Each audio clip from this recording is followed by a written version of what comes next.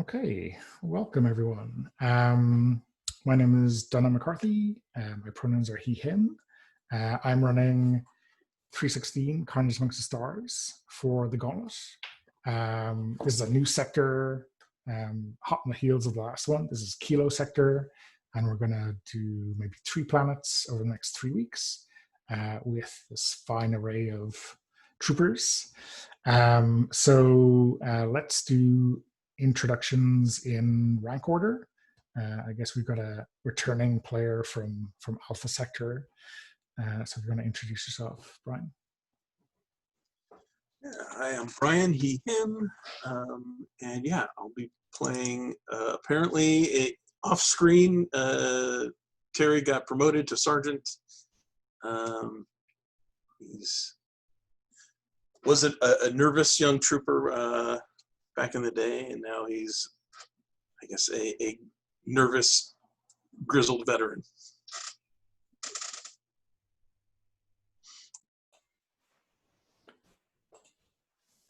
Okay, and I guess we have Josh with your character. Yeah, I am Josh. I also use he, him pronouns. And I will be playing Corporal Rubinov, who is famously stubborn, and who is equipped with a very large gun and intends to use it. Okay, and then we have 2 troopers. Eeny, meeny, can we hear from you first, Laura? Of course. Hi, I'm Laura, she, her pronouns. I am playing Trooper Ripley, whose reputation is rebel, doesn't really like authority, so that should be very exciting. Yeah, ready to kill some aliens. Great stuff. And Walter.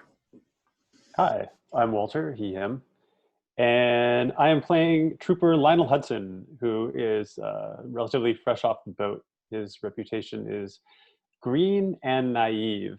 And he's more interested in shooting with his video camera so he can post like amateur embedded journalist video than shooting his gun. Okay, so everyone in the, or most people in the 316 Brigade are aboard this, gigantic carrier spaceship called the Atlas. Whoever was taking care of this before has not taken good care of it. It's been through a lot of fights. And has taken a bit of a battering. There's a lot of signs of, alien incursions aboard that is definitely not what you ever see back home. Usually, the carriers you see of the Hollows are pristine, and everything is fine. Sure. So when the Brigade is coming into a new planet, you're going through hyperspace, and the everything is 0G when you're in hyperspace. So you can do some leisure activities, and you find your sea feet or your sea legs pretty quickly. So what I want to see before we get into the mission is maybe a little slice of life of how we would see each of the troopers doing their thing, and then how they react when the klaxons start and everyone knows you're going to be back in normal operations. So let's go back around the table in the same order. Can I, and totally okay for anybody to veto this, but I this entire segment be kind of like, we're seeing it on screen through like the video camera of Lionel Hudson as he's like filming this like day in the life of everybody. Yeah, that sounds cool. So yeah, let's see Terry in action. and how he reacts to this green and naive kid sticking a camera in his face.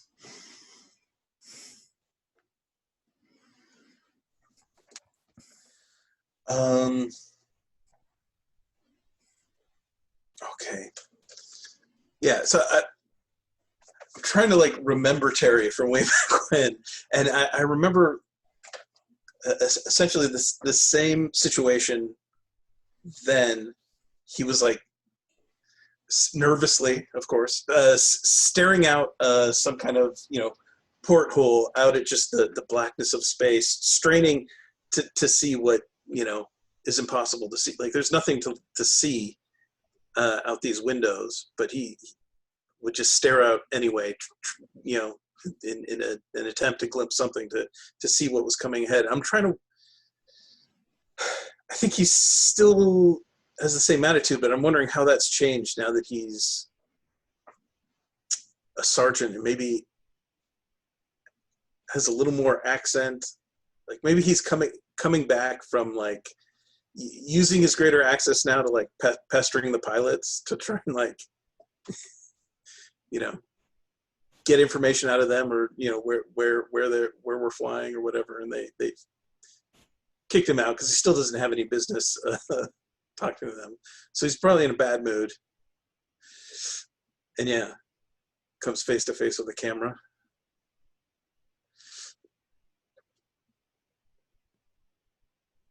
Wow, Sergeant, it's so great to see you. I've heard about your exploits on your last planet, and I'm just like, I'm really looking forward to kicking some bug ass like you do.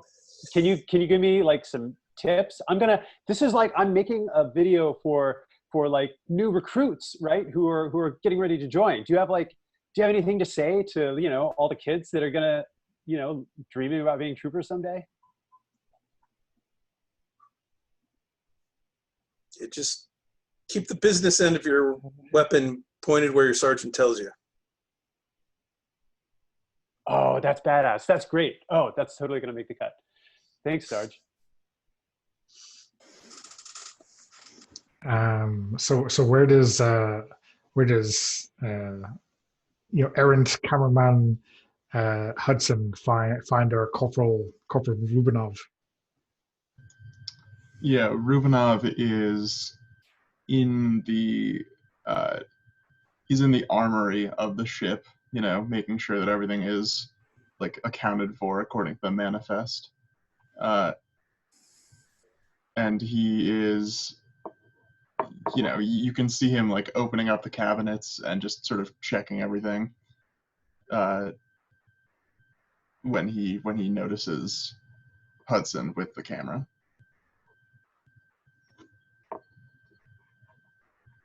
And I think when he sees Hudson, he looks at the camera and he sort of narrows his eyes, and he goes, "Are you allowed to be filming? Is that authorized?" Oh, actually, Corporal, sir, may I have your authorization to film here in? Yeah, and Rubinov looks at him and goes, "I'll give you a conditional approval, but if anyone higher up the ranks says anything, I am stripping it immediately." Yes, sir. Thank you, sir. And I think the other guys in the quartermaster of the company, F company, is like an older woman. Her name is Watanabe, and she is like trying not to crack up at this kid with this, I think as Hudson kind of stalks a new prey, she says to you, Rubinov, I mean, I think it might be safer for the aliens if he used his rifle, because I don't know if he was pulling focus on that at all. Didn't get our good side, that's for sure. Rubinov smirks. He goes, "No, I don't like it when they film us. You know, it's all. I mean, they never show the good stuff. It's too grimy for people back on Terra. Good. What is the good stuff? I've seen ugly stuff, and none of it was good. It's exciting. It's why people sign up. And they don't sign up I- for. They don't sign up for ooze that eats you from the inside. You wonder why F Company is at half strength? Whew. Anyway, I mean, I hear this one is going to be nice and easy. Yeah, they say that at every planet we land on. You've cracked the code already?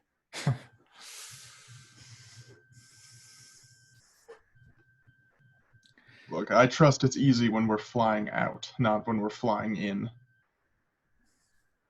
That's fair. That's fair. I think she hands over like a crate of energy packs for the E-cannon, right? Yeah. Rubinov takes the crate, you know, he sags under the weight a little bit. And he, you know, puts it on, he carries it out to the proper rack. Okay. So where do we find Ripley? So if it's okay with Walter, I would kind of like Ripley to suddenly appear from behind him, like kind of lower herself from the rafters, and maybe like snatch up the camera. That's awesome. Yes. Yeah, and I think she says as she does this, "Hey kid, what's this? Illicit home videos?" Kind of wiggles hey. her eyebrows. Hey, that's an X-24. That's expensive. Be careful with that. Oh, psh, it's fine. It's not like it's gonna drop. We're in zero gravity. I'm going to be famous reporter. I'm going to take all kinds of great video. It's going to be amazing. She kind of snorts. If you say so, kid. Kind of boring. And then she kind of tosses the camera back to you, takes out this wicked-looking knife, and starts carving into the ship. Ripley was here.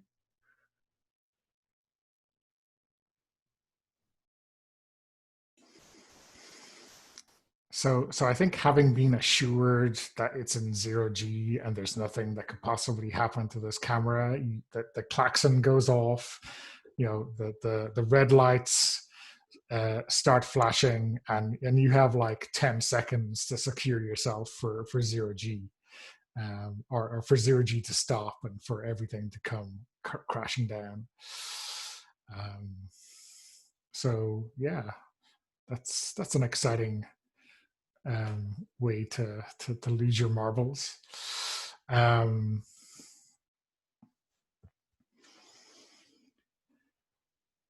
Normally, procedure prescribes that you get a little bit longer time and that you secure yourself in the bunk. But after the first one, I'm not sure most people do that. They just like hold on to something and make sure they have their head pointing up, and that's good enough usually. So. So the Atlas and its kind of flotilla of support vessels comes in around the first planet Warhol, and everyone is assembling for a briefing. Your captain, the commander of the company, is a real stickler for procedure and for paperwork and for everything like that. Captain BD is a veteran. He's been around for longer than most. And he brings up the holo display in the briefing room. And it looks like, I don't know, it just looks all green. I mean, it's pretty boring. Okay, people. This is Warhol.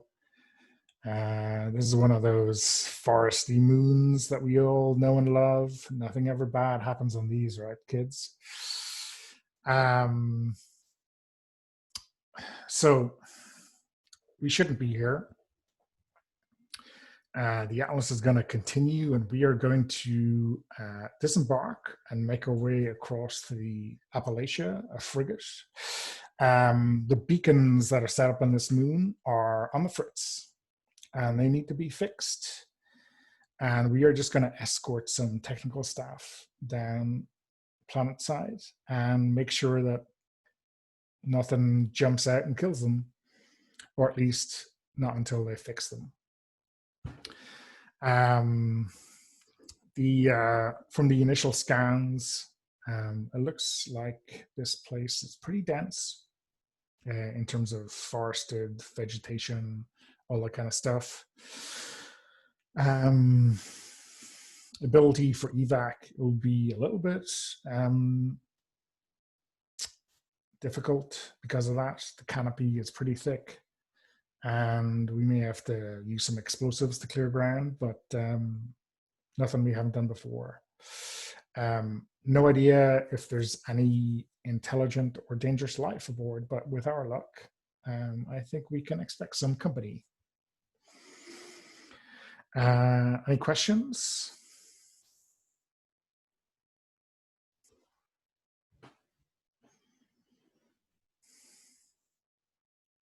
Okay, well, when we get home without you, I will tell people that asking questions is usually a good idea, but don't mind me. What would I know? We got each squad is going to be taking care of maybe 2 technicians. We'll be fixing a bunch of beacons. We'll see how it goes. Hopefully, we'll get back to proper work sometime soon, but be careful out there. We have a new dropship for this planet. You're looking for the tail number Lima 613 Pepsi. So go find it. I'm sure your pilot is going to be a lovely person and will not make anyone lose their breakfast, but that's not a problem if you didn't have any breakfast. I recommend ration bars when you get down planet side. Okay, shake them, get into your armor, and let's go kick some ass.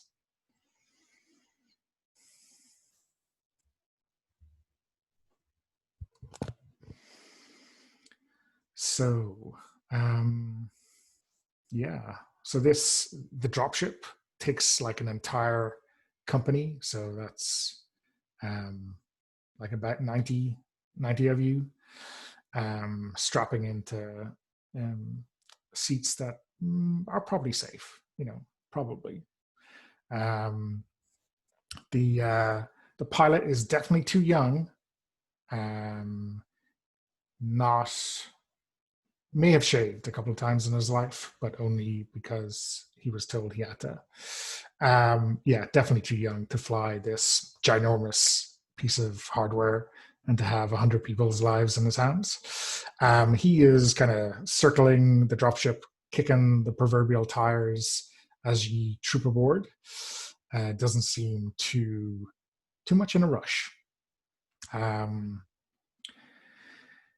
His crew chief helps get you all buckled in.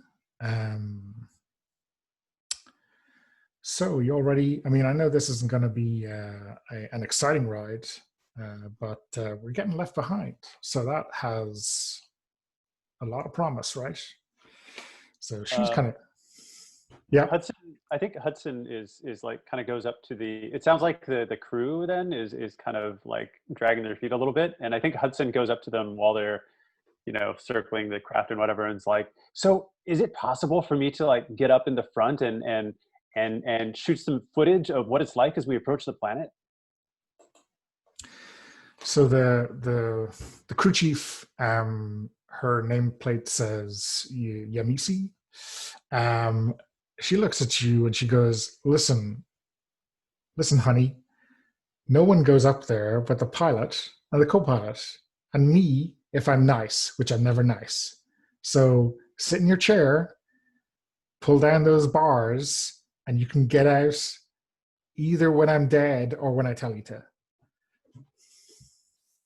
Uh, uh, yes. Don't salute me. I work for a living.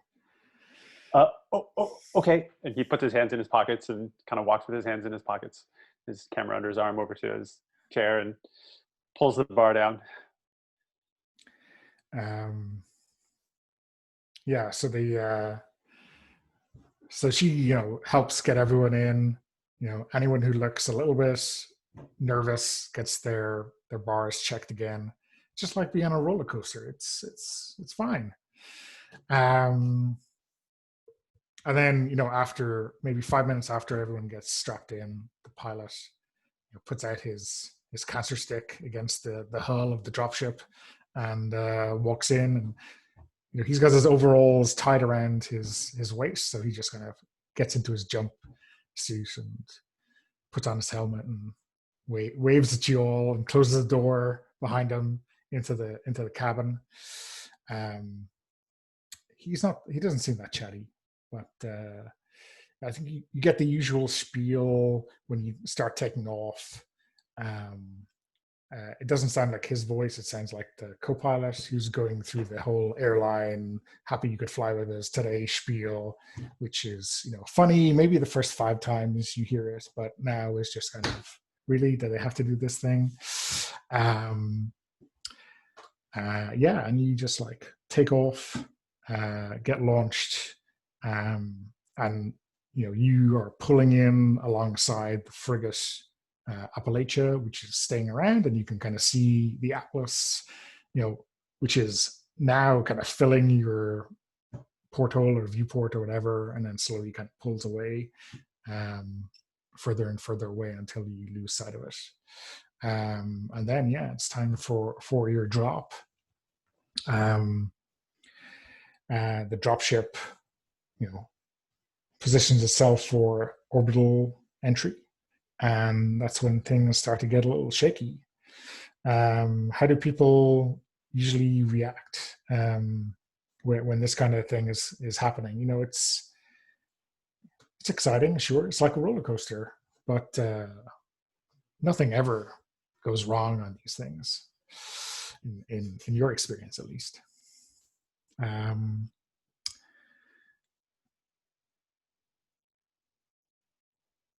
Hudson turns to the trooper next to him and says, "I'm glad I paid extra for the image stabilization on my camera."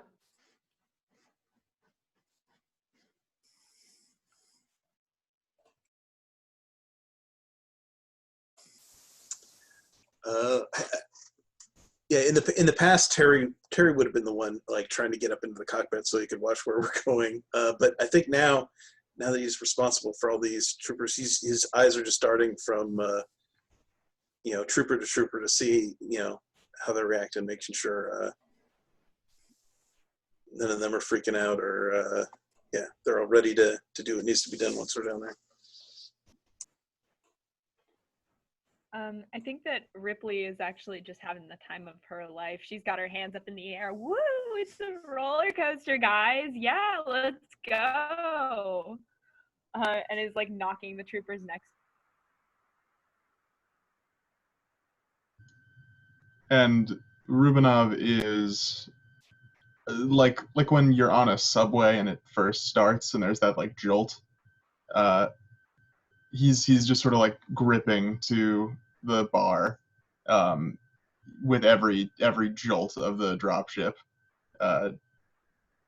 He is too proud to like sit down on the bench, but he is also does not have the coordination to stand up without holding onto the wall.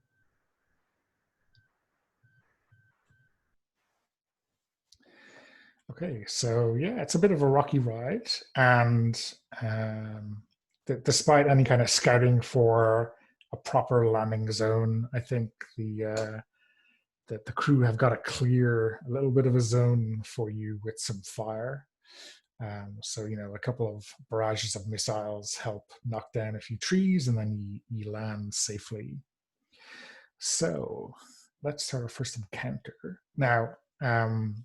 Before we roll for the encounter, everyone chooses what weapon they're going to start with. Now, usually that's going to be like your main weapon, but it may be that you want to be a little bit conservative. So if you think the aliens are going to win this contest to see exactly how close you get, you might want to have a weapon that's good and close. For most of you, I think, except for Terry, you don't really have a huge choice here. You've got your basic weapon, and that's it. But that's a kind of important first step, is to say, what weapon are you bringing in, like in your hands as you go into the first encounter. So what we do now is, if you look at the Roll20, in this first encounter, I've put 4 alien encounters down. Okay, that's the number of encounters you have to get rid of to win this part of the mission. Okay, we're all going to roll. So we're going to check for dominance, and that means like who has the upper hand at the start of the mission. And you're all going to roll non-fighting ability for this. So this is like how tactically aware you are, what kind of things you're doing that lead into this alien encounter. I'm going to roll alien ability. I always roll alien ability. Okay. And so, yeah, I did not roll a success, which is good news for you.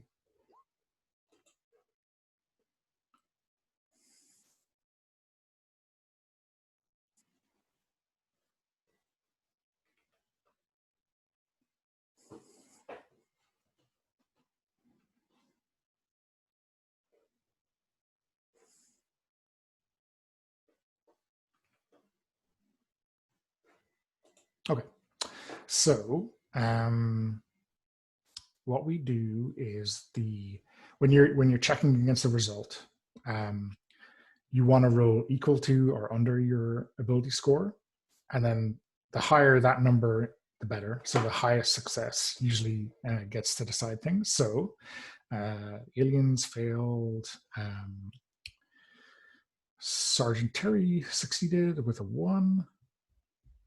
And Hudson succeeded with a 6. So, Walter, you get to choose the range for everyone. So at the start of a mission, you all start at the same range. And then you get to pick whatever range you like best. So usually depending on your weapon or depending on the fiction. And then you can also like describe narratively how your character kind of maybe is the first to spot the aliens or gets something of an upper hand at the very start of the encounter.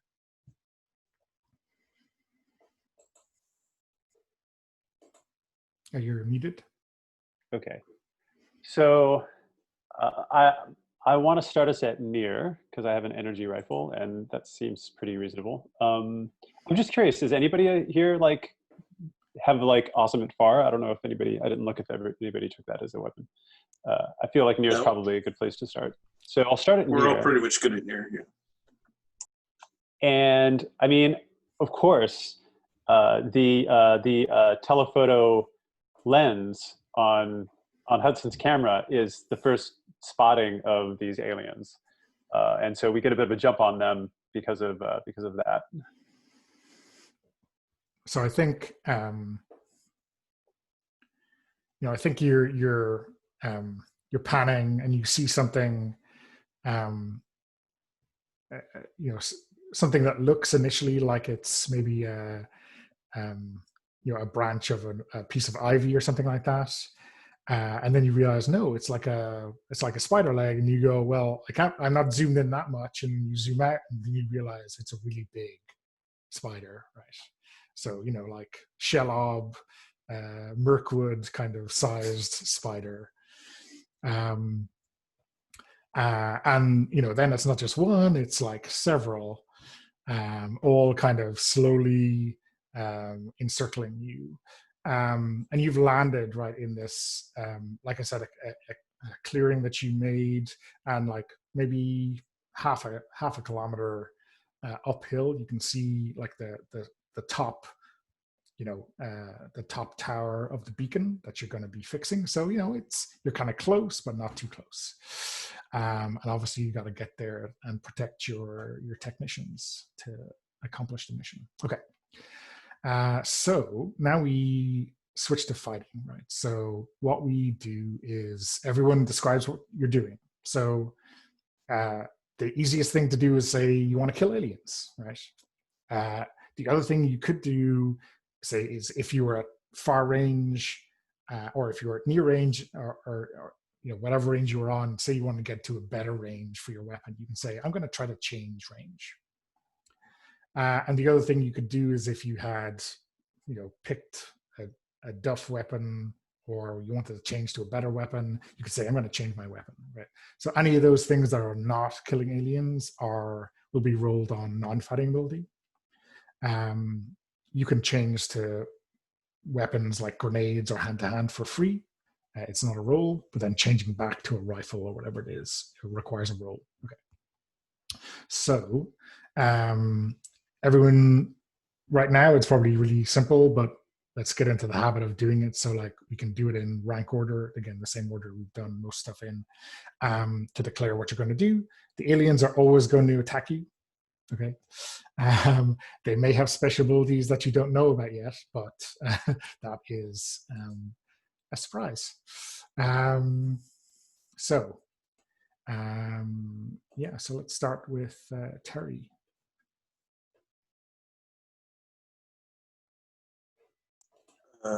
Terry is going to kill some aliens. Okay. And Rubinov. Oh, God. Ditto. Yeah. Rubinov is going to open fire when he hits the ground. Okay, cool. And let's, I guess, Ripley. So I have one question about the grenades. Yeah. Do we ever run out of them? No, you never run out of. Okay, there are some things that you run out of that are like one use per planet, but you don't need to worry about that. There's a TPK bomb, which does exactly what it says on the tin. It's really good at killing aliens, and there's other stuff, but you don't need to worry about that. You never run out of ammunition in this game, so you have multiple grenades, as many as you need. Awesome. I think Ripley's going to try to shift to a near, the near range, and take out a grenade. Okay, so the other thing to mention before you do that is if you successfully make your fighting ability check and you beat the aliens, you can change range yourself. So you get a free range change anyway. And then I need to be able to switch to grenades for free the next time. Okay. Regrets, So you're saying that if I took out a rifle now, you would. So you would be able to use your rifle now, and if you succeeded, you could change range after that. Okay. Gnarly. Okay, I'll do that. Okay, cool. And Hudson. Yeah. So nobody has their weapons readied yet, right? So the first thing I need to do is get my energy rifle ready. No. Remember what I was saying about like having your standard weapon? Yeah. Okay, so that's what I thought. Yeah. So then, I think. So just to be clear, like, is it clear that they're attacking us, or has like someone in our command given like the order to like take out these spiders or something? Like, what exactly I think probably fictionally what has happened is that Rubinov has seen some kind of alien and has opened fire, right? And then it's very obvious that you're in a fight, right? This is how This is how corporals inevitably work, right? They have the biggest weapon and they are not afraid to use it. Right. Okay. Then I think Hudson's going to he'll start firing his gun at the aliens as well. Okay. So I'm going to roll for the aliens to attack, and then you are all going to roll for fighting ability. Okay. And so again, what you're looking for is a success, and a higher success is better because you get to go first.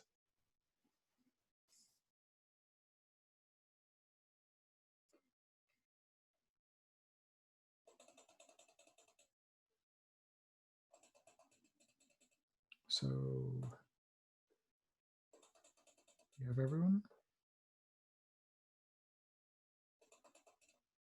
Oh, are we waiting for your, oh, there you go.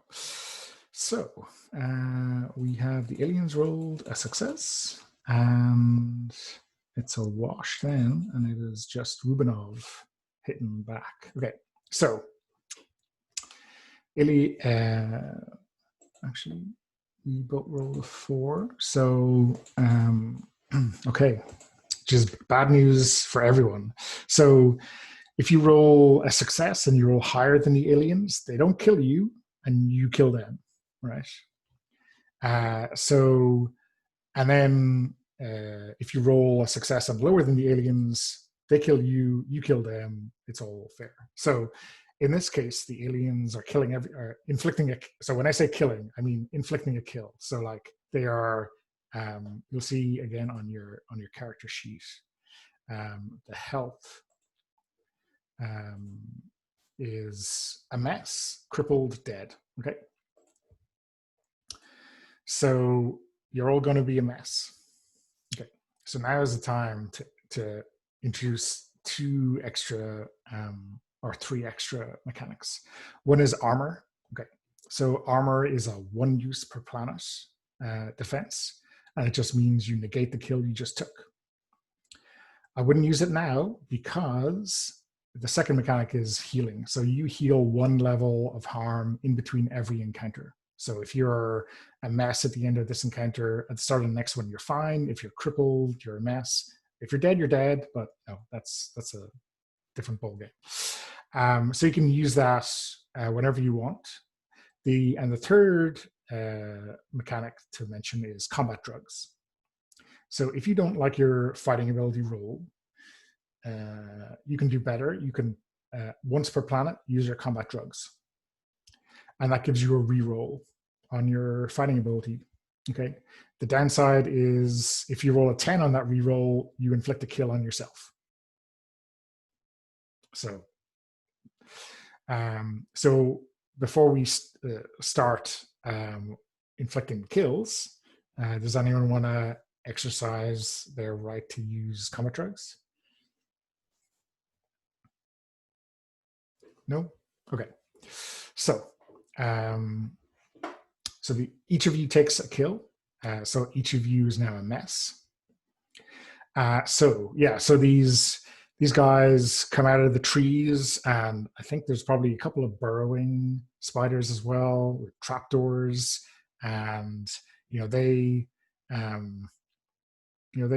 reach out and pull a couple of troopers down, and maybe even get their claws into a couple of you, and they're not snapping troopers in half. They're probably not that big, but they're certainly like squeezing limbs and biting into the armor, and it hurts like hell. And there's a lot of them.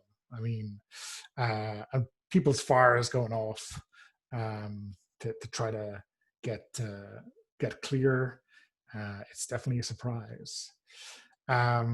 So what we do now is we go down the line. So we now do the highest success, which is Rubinov. So what you do is you roll the kills for your weapon at this range, which I guess is 2d10. And so that's the number of aliens that you kill. It was the wrong button, but this is the right button. Okay. So that is 9 aliens that Rubinov takes out with his E-cannon. Yeah. So just describe what that looks like. So the aliens sort of start swarming closer, and I think Rubinov starts the E-cannon, and it takes, a moment to warm up. And it, starts spinning and gathering energy, and then it releases like a huge pulse of energy that lands, and it evaporates, 9 of these aliens. Cool. Okay. And and that removes a threat token from the encounter. So I'm just dragging one of those up. So now there's 3 left. Now for everyone else, just because you don't succeed in your task doesn't mean you're not being an awesome trooper. It doesn't mean you're not doing your thing. It's just like you're not being especially effective for whatever reason it is. Maybe you're distracted, maybe you're caught in a bind, maybe your fire is just a little bit off kilter. So again, it doesn't really matter what order we do it in, but usually we go from highest fail to lowest fail. So I guess that would be Terry first, then Ripley, then Hudson. So just describe what it looks like when you're doing your trooper stuff. Yeah, I think Terry is he's not really looking where he's aiming too much. He's too busy. He's firing, but mostly yelling at everyone else to where to take up positions and what to do.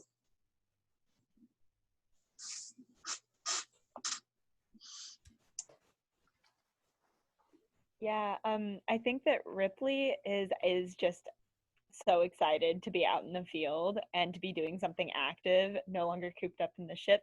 So I think that her aim is just a little like the adrenaline's going, and so her aim is not very good. She's just kind of like shooting and not really looking where anything is landing. So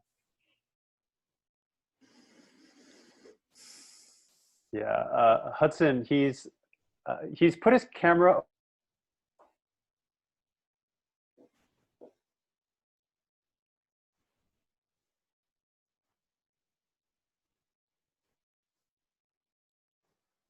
a little bit more than it should.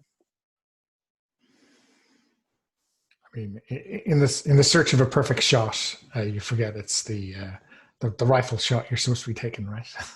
Yeah. Okay, cool. Okay, so now what we do is we don't do the domination check that we did at the very start. We're just going to do the same thing. So describe what you're doing, and then we're all going to roll to fight again. And the encounter is over when, I guess, technically when you're all dead or when you've removed all the counters. And remember, at any point in time, if things start to get very squeaky bum time, you can always use a strength or a weakness at your discretion. Just shout it out if you want to do it. You can do that like after you roll as well. So it's like, if your die rolling is letting you down. Is there, I'm not exactly sure how this would fit in, but is there like an equivalent move to, and maybe this is flashback or strength weaknesses you've been talking about, but is there like an equivalent to like, trying to scout out like a weakness of the enemy or, something like that, right? Like something other than just straight up fighting? Yeah, so you can use non-fighting ability to do anything that isn't fighting, right? So you can say, I want to figure out like the best way. And so what you can actually do is if it's fictionally appropriate, when you make a successful NFA check, you can get a bonus on your next roll. So that could be either fighting ability or non-fighting ability. And if it's really fictionally appropriate, you might be able to give other people bonuses, right? So if you figure out their weakness, it might give you a bump up on the next roll. Okay, cool.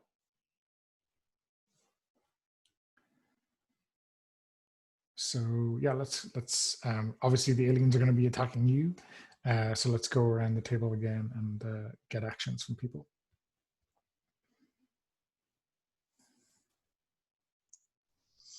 Terry's still shooting.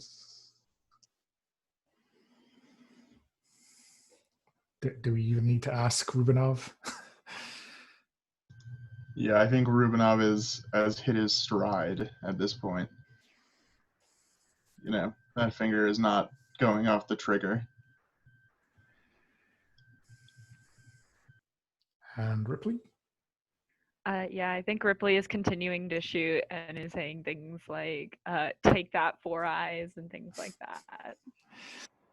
Okay, and how about Hudson? Hudson has just remembered that he has this great new lens that is good for high contrast, and he's going to use it. He's going to mount that on his camera and try out of combat enough that he can like aim it up into the trees where these spiders first emerged from, and see if there's like, did they have nests in the trees? Are there like more there? Are there young there? Are they like what's going on? Like, is there something that we don't see? Okay, cool. Yeah. So that's a non-fighting roll for you. Let me roll the alien's attack. Okay, well, a success, but only a 1. So you should be able to beat this one.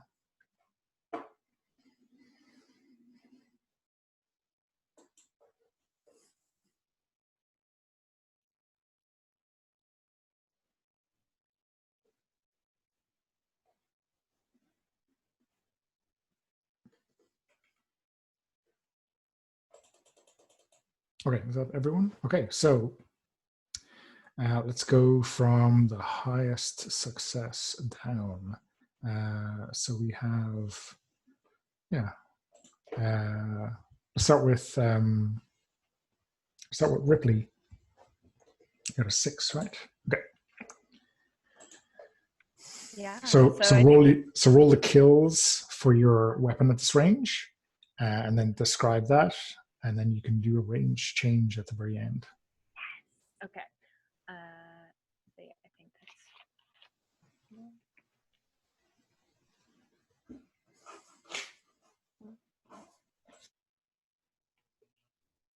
Ooh. All right. Yeah, so I think that Ripley is just kind of like charging and is just kind of like going off. Her senses have now honed. She's used to this field now, and she's just kind of like spraying the various aliens left and right.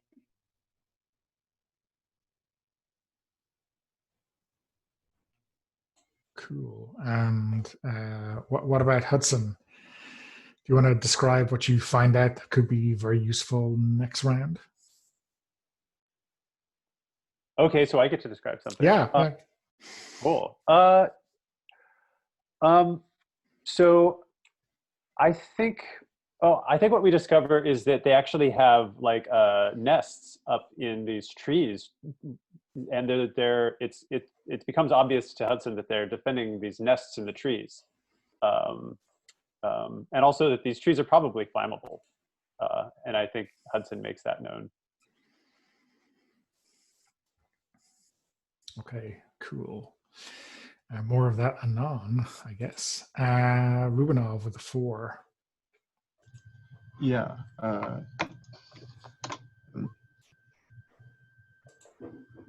So a further 6 aliens are wiped out by another pulse from Rubinov's energy cannon. You see it is clearly a very heavy weapon. He's holding it with both hands. He's sort of bracing himself into the ground as he fires it. But it doesn't have a kick, I guess, because it is an energy weapon. There's no, combustion happening. So even though it is this like very heavy piece of machinery that he is holding up and firing, he is actually like surprisingly still as it happens.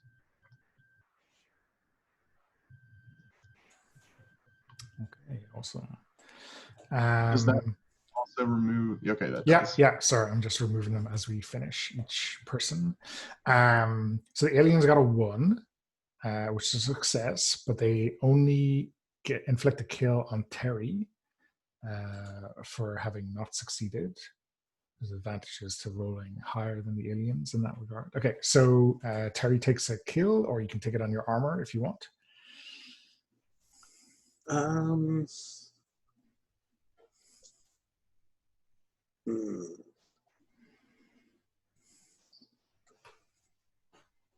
Yeah, I'll save my armor for now, I guess. Okay.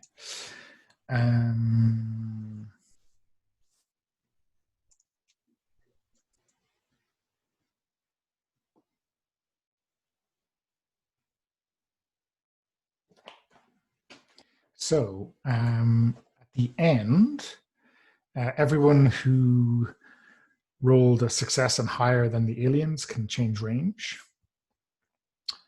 if they want. So just drag your token in close or out far.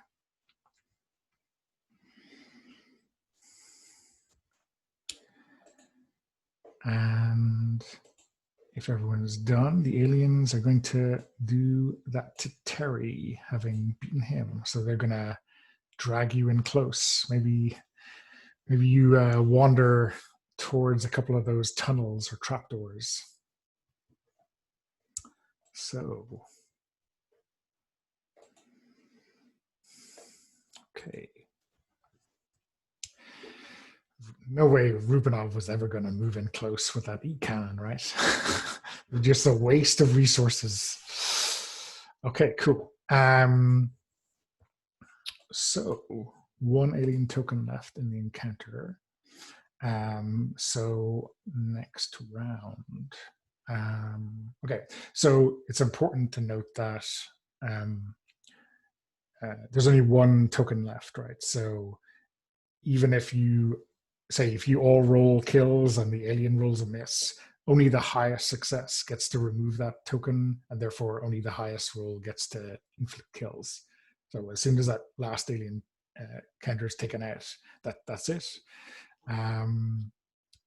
Okay, so so everyone should say what they're doing, but I guess it may be important because I know we're in grenade range now.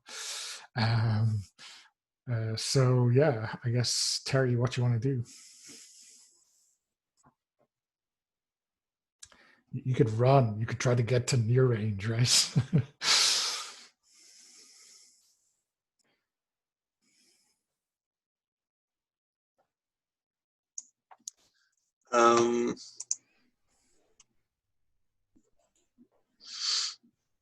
No, I'm just gonna keep shooting. Okay, cool. And Rubinov, keep shooting.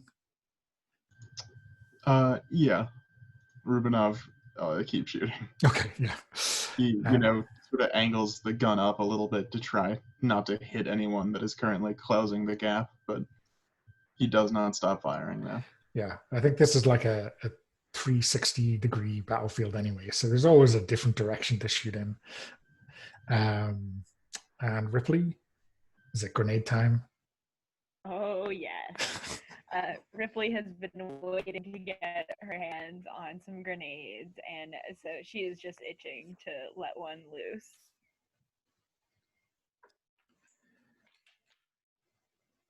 And yeah, Hudson, he's going in with a grenade as well. Okay, so this could be this. So let me just read the rule. I have the book open because this happens sometimes, right? Special effect: grenades cause a kill to any PC at close range with the aliens who fail their die roll this combat round. So if Terry makes that success, you'll be safe. You'll know to hide down a trapdoor or something. I don't know. Whatever makes the most sense. So yeah, and the aliens are going to try to kill you again. Surprise, surprise. But they're not gonna. Okay, with a 10, you're pretty safe. Okay, so roll your dice and see what happens.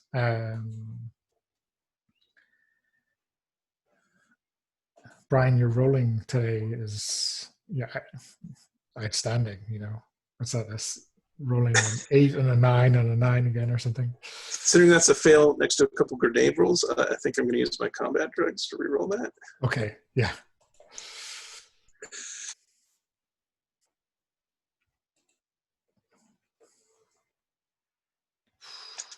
Yeah, we're about to have a very unhappy sergeant in our hands. Very unhappy. So what is actually he's that's not good. So you have an option of using a weakness or a strength to. I don't think I have any weaknesses to use at the moment. I have 2 strengths, I think, left. Okay, yeah. So I guess your options are use a strength or die at the grenades of your comrades. Yes. So I guess I will use a strength. Do we handle the results of these other rules first, or do we? As soon as anyone says they're using a strength or need a weakness, it's like we go straight there, and obviously you know we're going to get the others to describe it maybe after they see the strength in action. But basically, this is your show.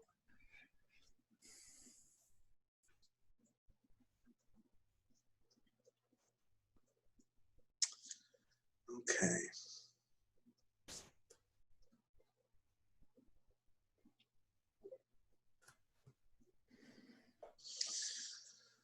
Yeah, I'm trying to remember how this works. So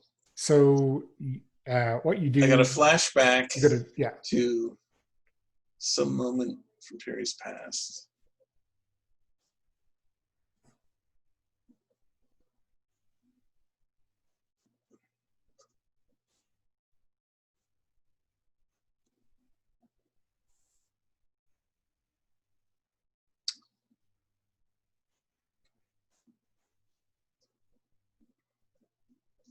I think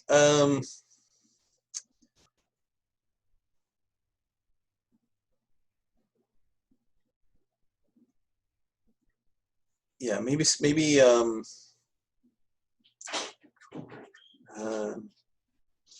there was a moment in training where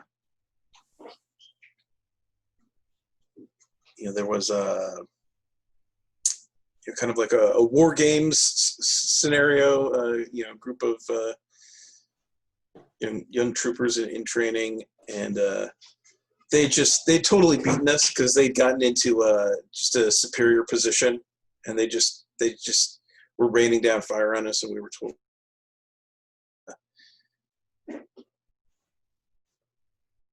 Terry,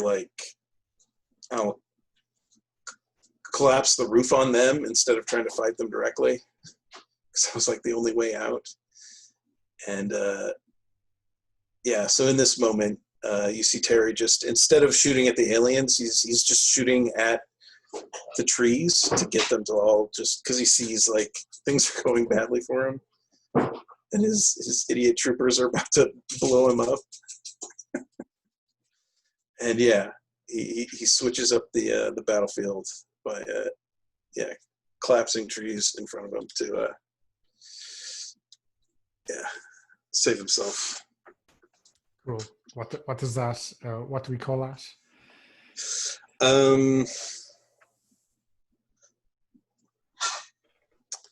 Right.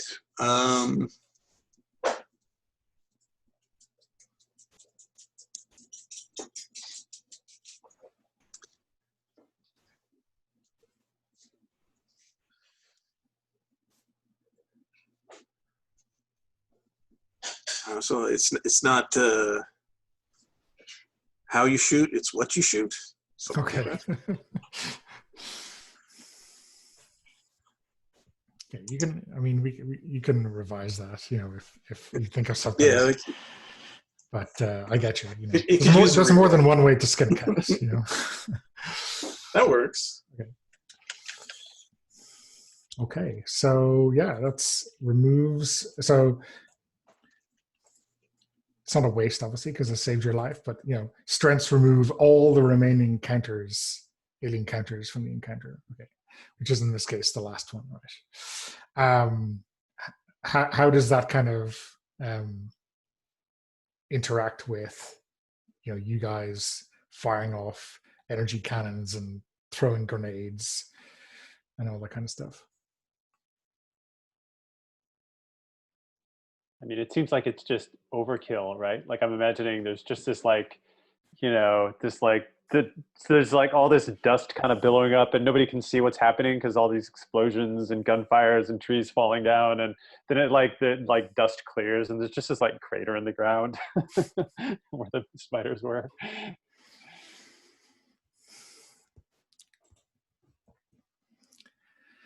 Cool. Okay. Yeah. So that seems to to take care of them, and then you got like a bit of a hike up to that main beacon.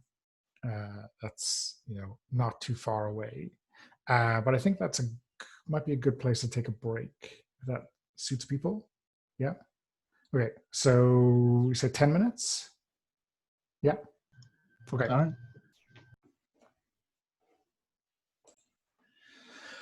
Okay. On to our second encounter. So We need to heal. So everyone heals one level. So if you were a mess, you're now fine. If you were crippled, you're now a mess. Usually, the Mandelbrite armor has some slow-acting healing drugs in them that perks you up a little bit. Not enough to save you in combat, but enough to save you while you have some time in your hands. So everyone should be much better off right now than they were a few minutes ago. So you have this small, short trek over to the beacon, and the engineers spend a bit of time fixing it up, and they find a lot of web, clogging up the works. Basically, all the machinery that was supposed to be doing its job, like the wire coils, everything like that, was just jammed with web, and they kind of cleared off with a blowtorch probably, and run through some system checks, and it seems fine. But I guess the bad news, right, is that the secondary beacon, which you can see, it's over there on that hill, which is like 5 kilometers away, and that's probably has the same problem.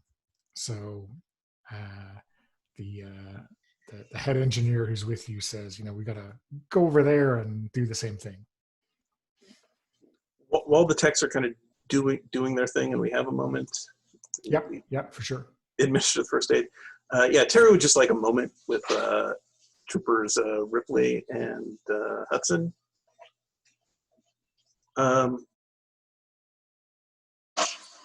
Is there an issue with your energy rifles? No, sir. My energy rifle worked. It worked great. I almost shot one. Both functioning properly. Indeed, but your rifle seemed to be having some malfunctions. I didn't see many kills on your part, sir.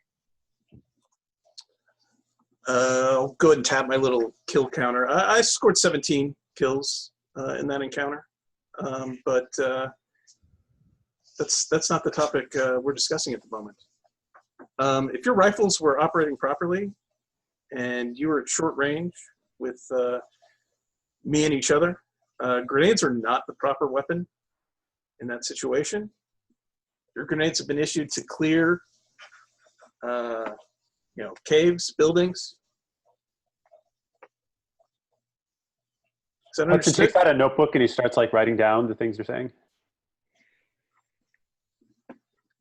I think Ripley's going to turn to him and just kind of look him up and down and say, "No disrespect, sir, but the situation I acted the best way I could and in the way I thought was respectable.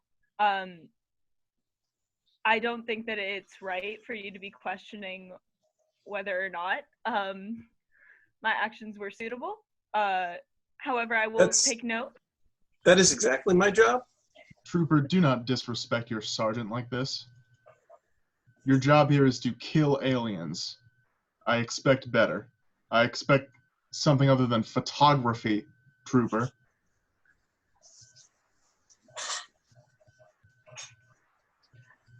I think Ripley kind of looks at you both and just kind of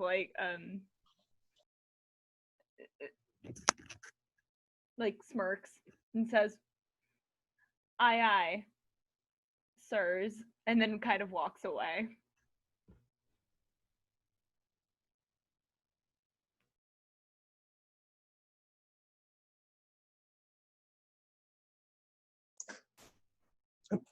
good with moving on. Cool. So, yeah, I guess you got to haul ass across this valley through 5 clicks of, let's call it what it is, spider-infested forest to get to this secondary beacon. In a more traditional game, you might ask for marching order, but let's just roll for dominance.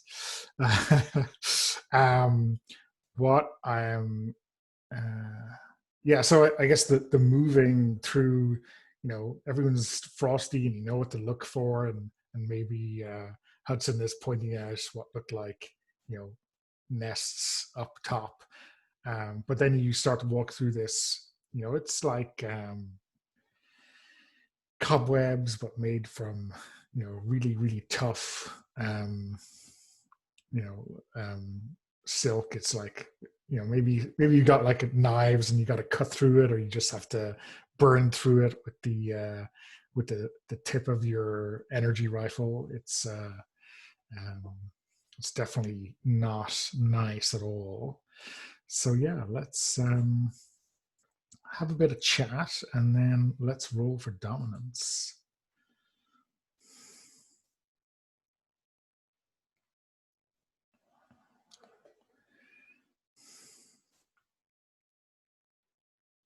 I better put out my tokens. Okay, that looks outstanding. Everyone rolled success except the aliens. Okay, so you've hit the jackpot. This is what we call an ambush. So when this almost never happens, so I have to read the rules. PCs, all successful aliens fail, ambushed by the PC. So the highest successful roll sets the range, but then everyone is going to get a kill.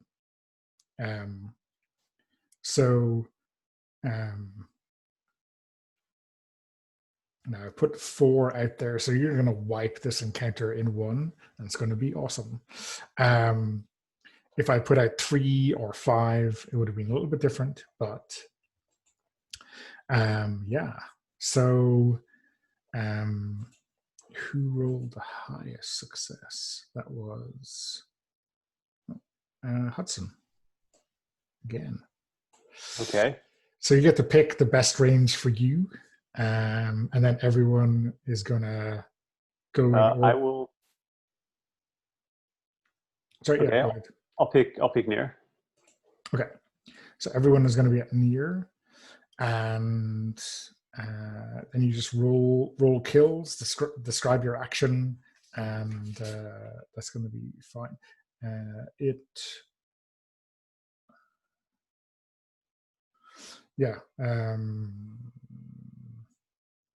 Yeah, it doesn't matter because there's 4 tokens and 4 of you, so the order doesn't matter in this stage. So we can just go in the order you rolled for your dominance check.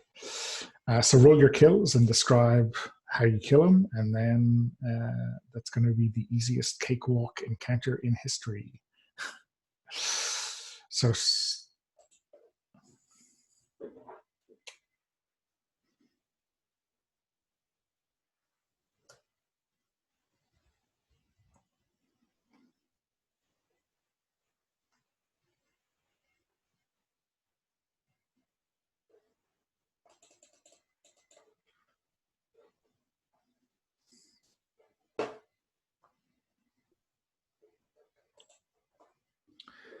Right, yeah, so let's go through that and just describe how awesome you all are.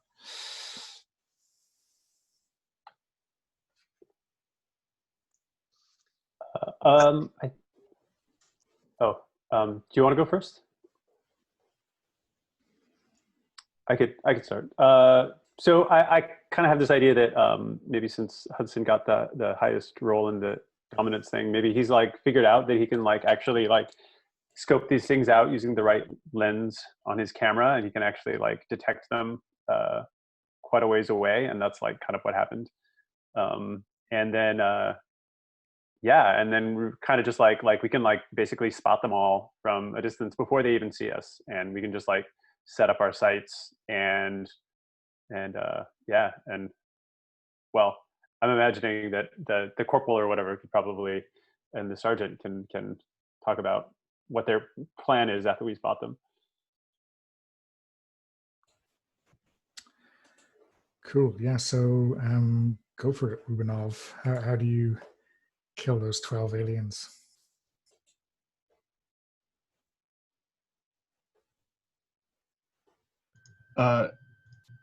So I think Hudson, spots them first. He has the camera. He sees them before anyone else does. And when he relays that, I think, Rubinov calls everyone to stop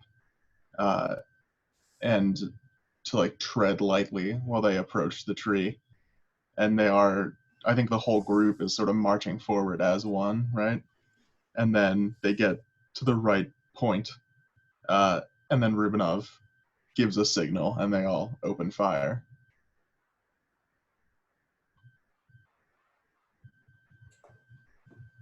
Awesome. And Ripley.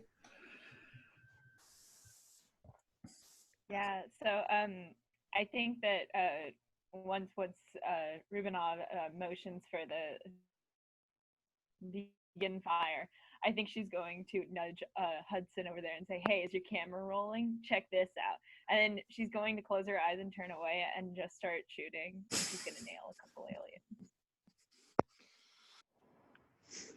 Nice. And Terry. Yeah, I think a lot of this is just a factor of we got here before news of how the first fight reached these aliens, or at least that's the assumption, because they were just kind of set up the exact same way. So we knew exactly what to expect this time. And so yeah, just went off without a hitch. Cool. So yeah, that's it's a lot of dead spiders. I think maybe as promised, all this energy fire hitting these trees is starting to burn them a little bit. There's smoke gathering. When you get to the secondary beacon, you can see like the smoke all the way back to the primary beacon where you were engaging the aliens in combat. It's starting to burn a little bit. Not like raging forest fire or anything like that, but definitely noticeable. Yeah, and these I think these technicians are feeling pretty confident, right? They've seen what you can do.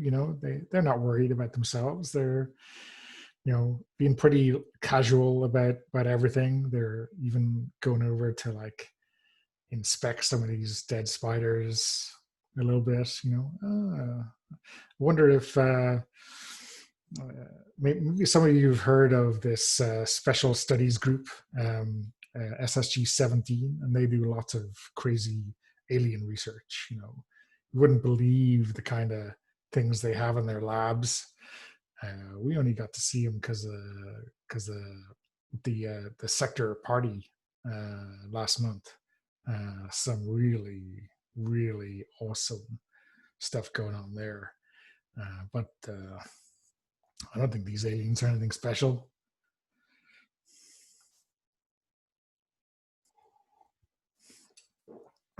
And then they say that she's going to break off one of the legs and says, "No, nothing special at all," and toss it behind her. So yeah, they're like technicians, but they work with the Brigade. They've seen aliens before. It's just like a little bit, still a bit creepy. Spiders. Who likes spiders? I don't know.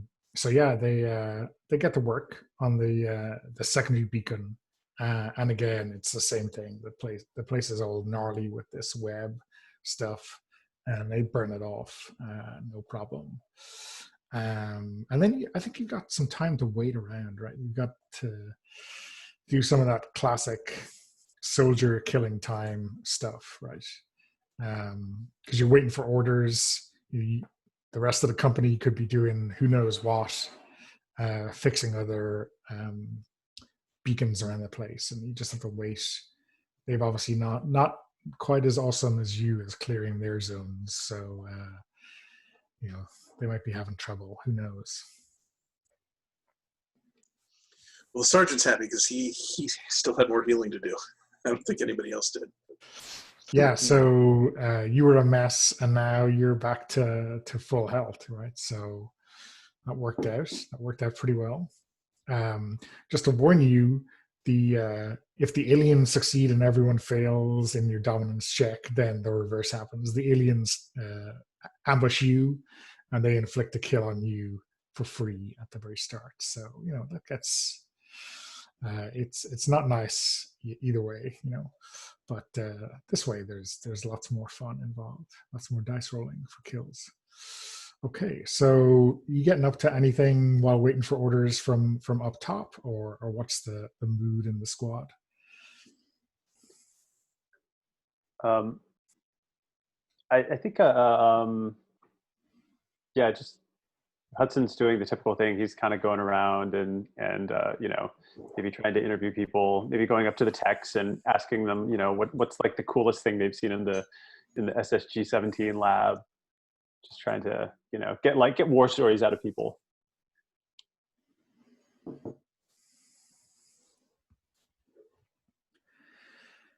I guess one of the technicians who's maybe a bit chattier, his name is Franklin. He is telling you about so a couple in hotel sector, right? There was these aliens who were, I don't know, they could mimic us.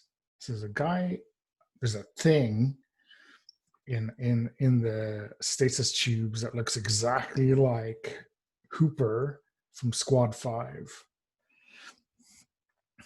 No way. It's not Hooper. It's like a clone of Cooper? No. Like they say that these aliens could copy people they touched. Really freaky. But that isn't the best thing. They're using them to or they're trying to figure out how to use them to jam transmissions, because they can let out these really freaky sounds that can jam all our comms. Whoa. Wow, that's crazy. It's like they're intelligent. It's like they're not just creatures, right? I mean, to be able to look like a human being, that's really wild. There's plenty of people who look like human beings around here I wouldn't credit to being intelligent. That's good. I'm going to put that in. Thanks, Franklin. This is going to be a great YouTube video. Oh, wait, no, that's classified. You got to delete that. What? Oh, really? I can't. But that's gold. Everybody's going to want to know all about that. Yeah, they're never going to find our bodies if that gets out. We're going to be in the bilges, the stuff that you never want to go down unless you I don't know, you flip a bird at the admiral or something like that. We'll never be found. We'll just be disappeared. Oh. Or, okay. They'll be telling the story, hey, I hear that Hudson, one of these freaky aliens look exactly like Hudson, but it's going to be you. Oh. Okay. And Hudson kind of puts his camera away and he's kind of sheepishly, he fiddles with the controls like he's erasing it, but he doesn't actually erase it. Of course not.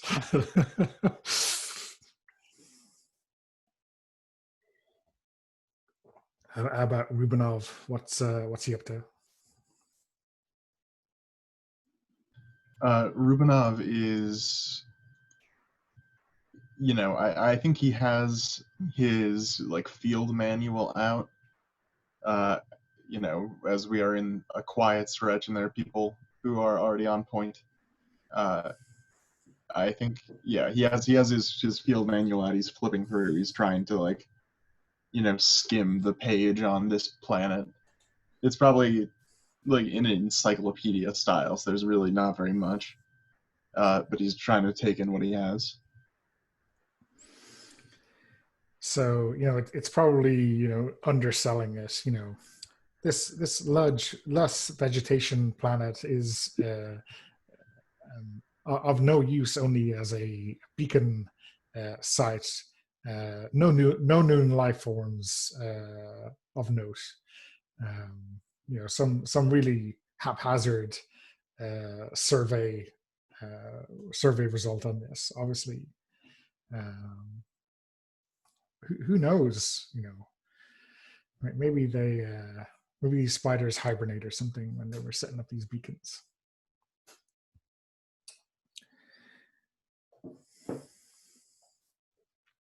How about Ripley? Yeah, so I think that Ripley was also looking at her manual, but instead of reading it, she's ripped out the page on this planet and has made it into an origami spider, and is kind of like doing this as she's kind of talking to the technicians about like what the battle was like and all of all of her stories of the battlefield, which seem a little bit exaggerated because she is merely a trooper, probably hasn't seen much battle, but is kind of wowing them with her tales. I mean, notwithstanding the fact that this was like, you know, an hour ago and they were there, the exaggerations have obviously begun already. Wow, is that what happened? I had my head in the dirt. I couldn't see anything, you know, is what you get out of the other technician. Wow, is that what that thing does? What happens if I put my finger there? Oh no, don't do that. Yeah. I'm not sure these technicians should be allowed out by themselves. That's the life lesson here. How about Terry?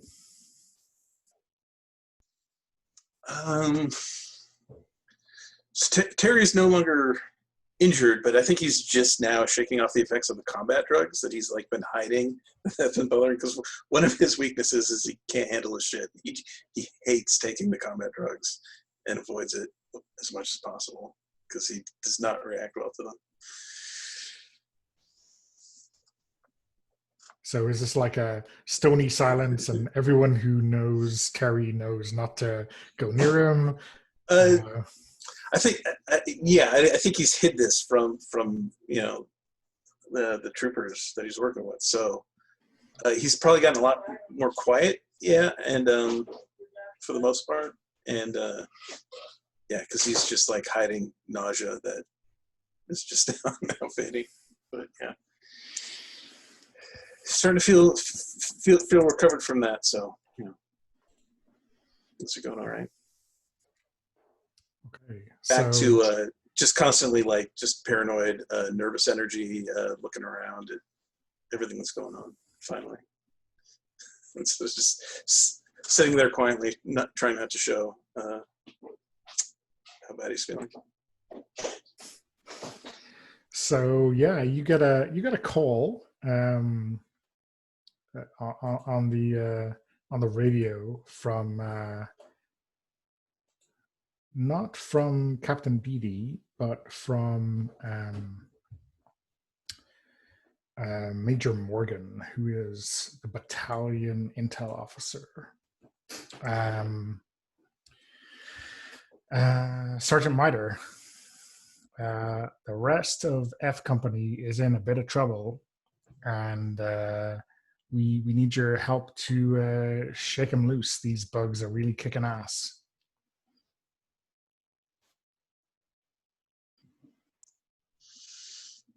All right, we're on our way. Okay, we're gonna drop some stuff for you. The plan from our friends in the special studies group is to how will I put this? To open some capsules of pheromone into an area close enough to get their attention, but far enough away that the rest of the company can fight free. And then once they're in position, you'll give us the all clear and we're going to napalm them. Sound good?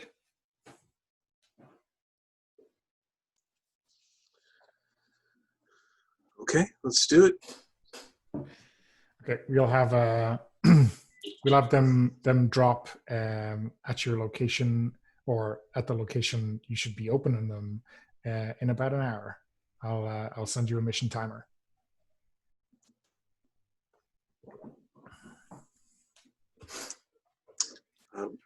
We'll be ready. Okay, so your map comes up and you've got a little bit to go. I mean, it's I think you've got like an hour to haul a couple of kilometers and then set up. So yeah, easy peasy, right? What's the groan-worthy news to the rest of the squad, though? How do they take this, or maybe tell them, tell us what you say to them, and then let's get a reaction from everyone else. All right, we've got coordinates. So we got another squad is gotten themselves in a bit of trouble. So they're going to be dropping pheromones, which are going to draw these spiders off, and then we just got to keep them in place till the napalm drops. Oh, awesome. Napalm. Oh, that's so great. I brought a flare suppression lens just for that. It's going to look so good when I get it on film. Okay, let's get them shot dead first, and then you can get your footage.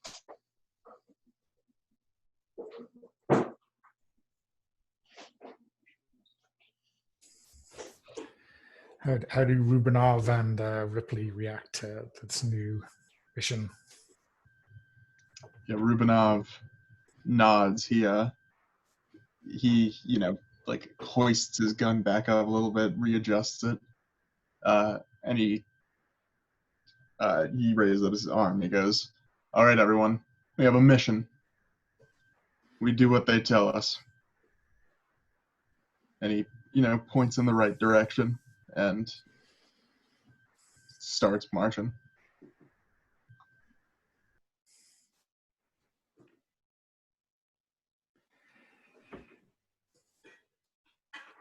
I think Ripley's going to kind of roll her eyes and be like, they couldn't take care of them themselves? Bloody idiots. One day it'll be you, and then you'll be glad they're sending us. All right? Don't complain when we're on rescue. When fish begin to fly, sir, that'll be the day that I become a bloody idiot.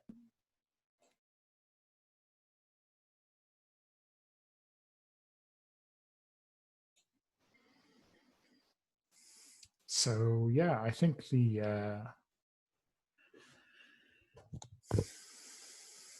hike is mostly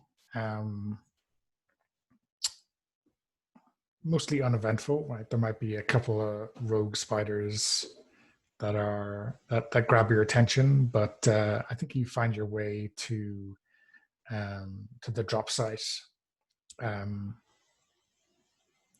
fairly easily, and pretty much right on the hour, you see a dropship pass overhead, and a couple of chutes open as these crates of pheromones start to go down towards your position. I think the chutes are not the most accurate things in the world, right? So one might land pretty much dead center of your position, and the other two float off a ways, and you gotta go get them. So yeah, let's start this encounter.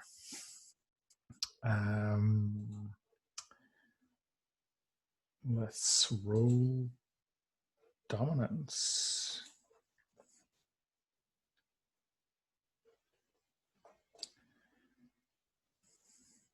So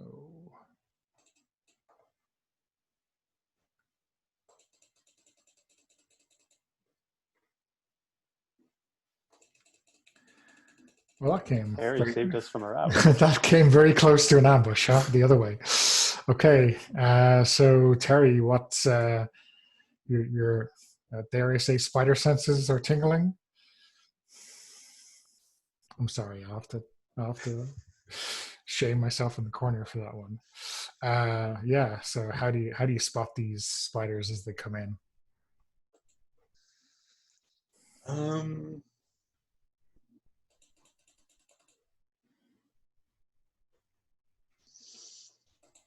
I think maybe they've learned a bit, so they're not coming in the way they did before. Maybe I hear them first, so they know to stay hidden now that we've gotten good at spotting them. And they almost ambush us, so yeah. Cool. Okay. There's just that moment where Terra just says, "Wait, everybody, shut up. Listen." So yeah, I think there's a couple of troopers looking up and like fixating on where these things have landed, and then you then spot some things floating in as well that are not these sheets, and then one of the other troopers in the squad gets hit by it, and it's like a web, right? So it's there's like a ball of cobweb that hits him, and then he's like, his armor is all gunged up, just like the beacon. So I'm spending 2 threat tokens from my pool to use the alien special ability, which is Impair. So that drops your non-fighting ability and fighting ability by 2 for the entire encounter. So yeah, these aliens are coming up with some new ways of taking care of you. So first combat round, what's everyone going to do? Are we... What range are we at?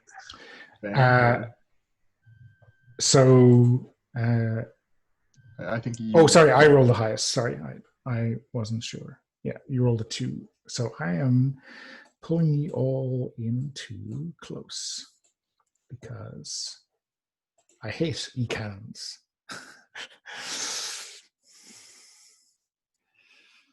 So you have 2 options, right? You can use your e-cannon, so you can do a fighting ability. It will be ineffective, so you'll cause no kills, but if you roll a success and higher than the alien, then you can move out to near, or you could like roll to, or you could switch to grenades or hand to hand, or you could make an NFA check to switch range. Those are probably your best options. Okay. I know everyone else's weapons are not great at this range either, but at least they are somewhat effective. So if it just says 1, you're not gonna roll a die, you're just gonna kill 1, but you're still gonna take a threat token away.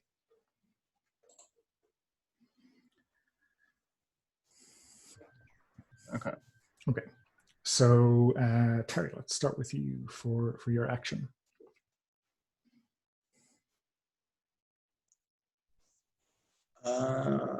I guess I will just my e-cannon has been modified, so I can actually score kills at close range. So I guess I'm just going to shoot. Okay. And Rubinov.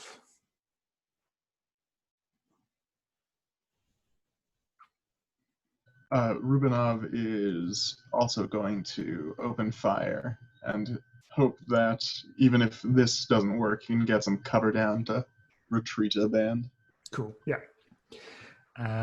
Hudson. So this is what I'd like to do. Hudson would like to fumble around and find the flares in his pack and basically like set off thing away and free himself up, see if that works. Okay. So, I mean, I guess you're trusting the Mandelbrite armor will withstand the flames as this kind of cobwebby stuff that's engaging you kind of flames up, right? Right. What I will maybe say is, so a successful NFA check will remove 1 point of impairment. Yep. Okay. Okay. And Ripley. So I think that Ripley is going to look to Sergeant over there, and just kind of having her hand hovering over the grenade. See if he's looking, and if he's not looking, I think she's gonna take it out and get ready to throw it. Okay. Perfect. Okay. So Dono, can I up the gamble a bit? How about what if it's a success, then it burns away all of the webbing and the impairment, both points. But if it's a failure, then it destroys the armor. Without getting rid of the webbing. Or something like that. I'm not sure. I mean,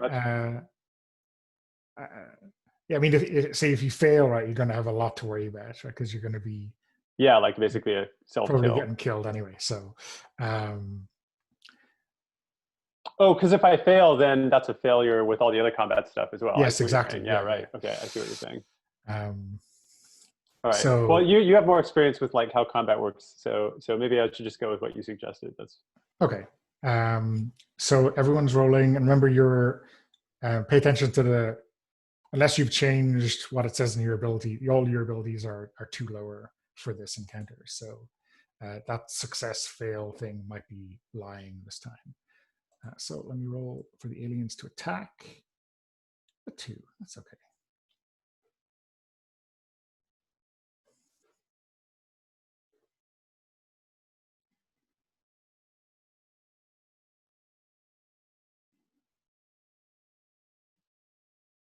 So we're just subtracting a 2 from the number that's shown. So even if it says success, it might be a failure after we subtract the 2 or something, right? Or I guess we would add 2 to the roll is what we do. So add 2 to the roll, and just make sure that you can. Technically, don't do that. Subtract 2 from your score. Okay, yeah. Okay. Should we subtract 2 from the score like before we hit the roll button? No, it's all right because you can see what you rolled, and you just have to. If you imagine you subtract 2 from it or whatever, it's easy to work out. Okay. Just in my abilities. Okay. Yeah, that just so long as you remember to put it back up next time. Yeah. Okay. Cool. Okay. So what do we? That is actually a failure for me then. Okay, so a 7 because your fighting ability has gone down from a 7 to a 5. Yeah, I think I'm going to take my combat drugs though. Okay. To reroll that. Okay. What could possibly go wrong? Let's hope for. Oh, no, that is still a failure. Okay, 1 better, but still not a success. Okay, so I need 5 or lower.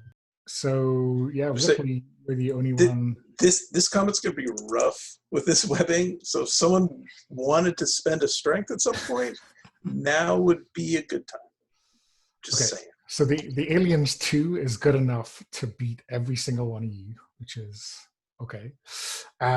So yeah, they I think these are slightly different, or maybe they're just acting different because they know they're coming in low and fast, and any kind of bad angle with the webbing that's hit you, they're taking advantage of, just going over the ground, jumping out from behind trees, and then like Franklin, your pet technician, just gets whipped away and like dragged up a tree, and like at the end of the combat, like his boot is going to fall off with his bloody leg inside. They're going to be eating him alive in there, and yeah, everyone is beset by these spiders, so everyone is going to take a hit. Everyone's a mess.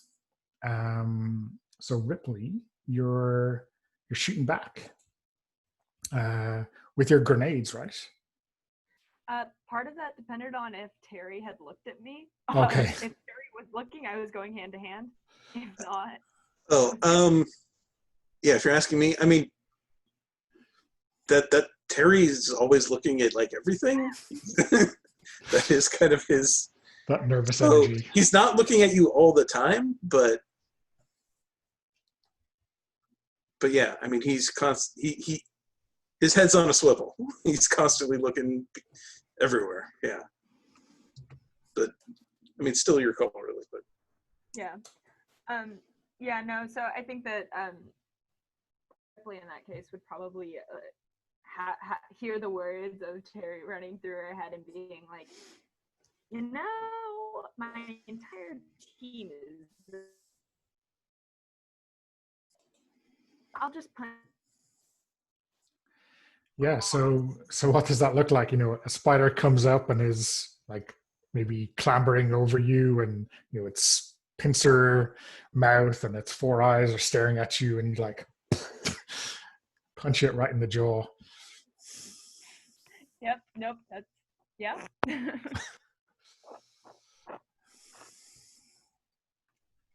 Okay. And then everyone else in high to low order of your role gets to describe what you do.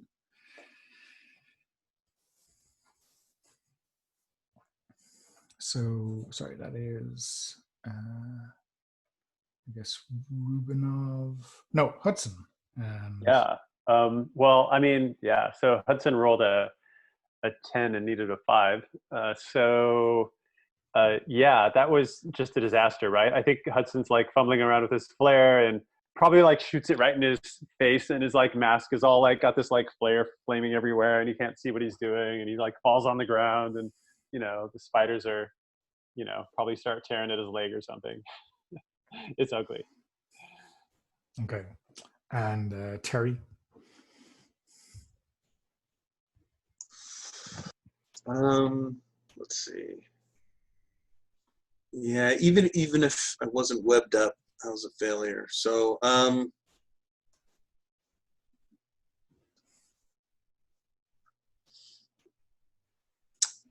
yeah, I mean, things are going poorly, and yeah, I think Terry's just too distracted by what's going on with everyone else. He's not really looking where he's shooting right now. Okay, and Rubinov. Yeah, Rubinov tries to fire, but I think that the aliens get on him before he can actually start getting rounds off. And he takes some, bites and scratches through the armor as he's, sort of trying to get them off, but he also doesn't want to drop this big gun he has. Okay, and the aliens are going to keep you at close range because they are... Okay, and sorry, I have to remove 1 threat token for Ripley. Yep, okay, so 4 left. Yeah, so they're going to keep you in close range because it's an option that they have to change your range. They're not obliged, and they're being, dicks because they want to kill you all. Okay, so next round. What's everyone doing? So let's go in the usual order. Terry? Just keep shooting. And Rubinov? Keep shooting? Uh, Start shooting. I'm going to switch to grenade. Okay, cool. Okay, grenades it is. Do I... Is that the entirety of my... No, you get to do that for free, and then you get to use them Wonderful. straight afterwards. Yeah. So I am going to use them straight afterwards. yeah. So normally switching weapons is like your full action, but switching to grenades or hand-to-hand is free. Right. Okay, yeah, so Rubinov is going to, pull a grenade off of his grenade belt and toss it into the fray. Okay. Awesome. Ripley, you could follow suit, or you could continue to use your good old trusty fist. Yeah, no, I think that Ripley sees that one of her commanding officers is taking out a grenade. So she's like, about damn time, and takes out a grenade and like yeets it. Okay, this might go horribly wrong, even more than usual. And Hudson.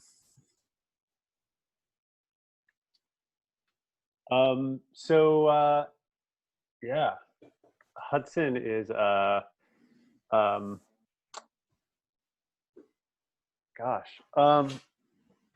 yeah, I think Hudson is just in a... Now, what happens if we throw a grenade and we miss our fighting ability? Does that, like, something bad happen? What does that mean typically? So let me read this out again. Grenades cause a kill to any PC at close range with the aliens who failed their die roll this combat round. So if you throw a grenade, so if you use your grenades and you fail the roll, you kill yourself and anyone else who failed. All right. And since my fighting ability is currently 1, I should probably not throw a grenade. All right. Then, all right. Oh, my goodness. You know what? I'm going to, damn it. I feel like, all right. I feel like I'm going to have to try and get out of this web again. I feel like the flare might still work to this webbing off, but maybe that's not enough. I'm gonna darn, I don't know. I'm gonna try and look for like some kind of an advantage over these spiders. I just have a sense that there's like some way for us to get an advantage over these spiders, and I'm gonna go for that. Okay. So that's like an NFA check to look for a bonus on your next roll. Yeah. Yeah. Okay. Cool. And that bonus would apply to the whole squad, right? Or is it just me that would get usually it's just yourself. Oh. But I guess if it's juicy enough, we'll see what we can do. Okay. All right. If if you succeed and you blow my mind with the fiction you create, Okay. All right. We'll give it a try. We'll see what happens. Okay. So we've all declared the aliens are trying to kill you. So yeah, let's go with that. Okay, a 3.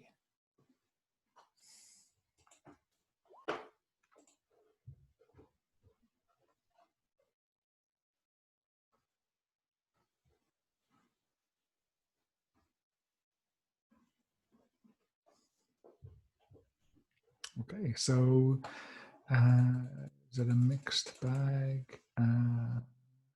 Yes, it is. The aliens got a higher result than everyone. So we have Terry with a 1, Ripley with a 2, and then 2 failures for the Rubinov and Hudson. Okay, so yeah, these aliens are definitely coming out of the woodwork, and yeah, I think it's more of the same. I think some of those unfortunate troopers who were hit in the initial rush, they're getting wrapped up in their web, the web that hit them initially, and they're getting dragged up trees as well. And I think maybe that's happening to Hudson and Rubinov. Even though they're definitely alive and kicking, but they're these the spiders have grabbed the webbing that's around you, and they're hauling you up a tree to those nests. There must be some hungry spiderlings up there, so everyone takes a kill. And remember, you can put that on armor if you're feeling like you don't want to be crippled quite yet. And then we have Ripley. What do you get up to? You're gonna. Oh, wait a minute. Yes, Ripley, you're going to be inflicting a kill on Rubinov and on Hudson with your grenade. But you're going to get to remove another threat token and kill D10 aliens. Yay. Now, if you actually killed them, does that count for your kill count? I feel like it does. If you actually kill them, like kill the character, yeah, it does. It's one extra on your kill counter. It all counts. All right. 9. Wow. So why don't you describe how that goes? So yeah, Ripley has been waiting for this moment. So I think that after she punches the one spider, I think that she kind of like grabs hold of its face and flings herself onto its back, and then chucks the grenade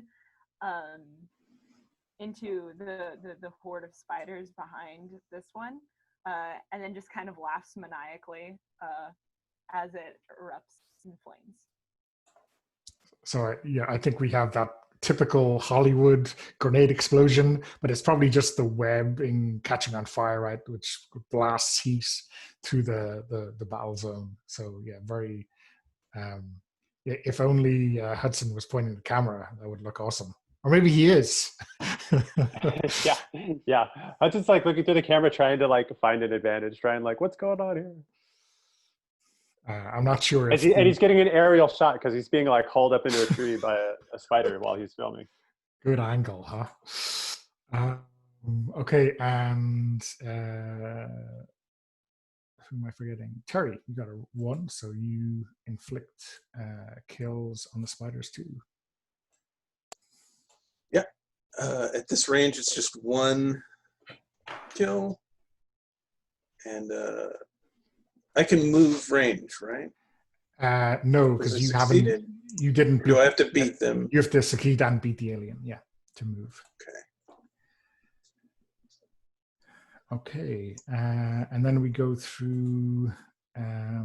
Oh, and I also didn't catch so you said, was it? So in addition to taking a kill from the spider, Hudson also took a kill from one of the grenades. You're going to take kills from 2 of the grenades. You're going to so a total of 3 kills this combat. Oh boy!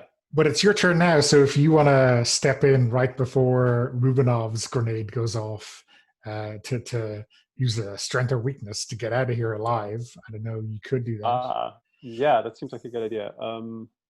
Something like that. So let's see. So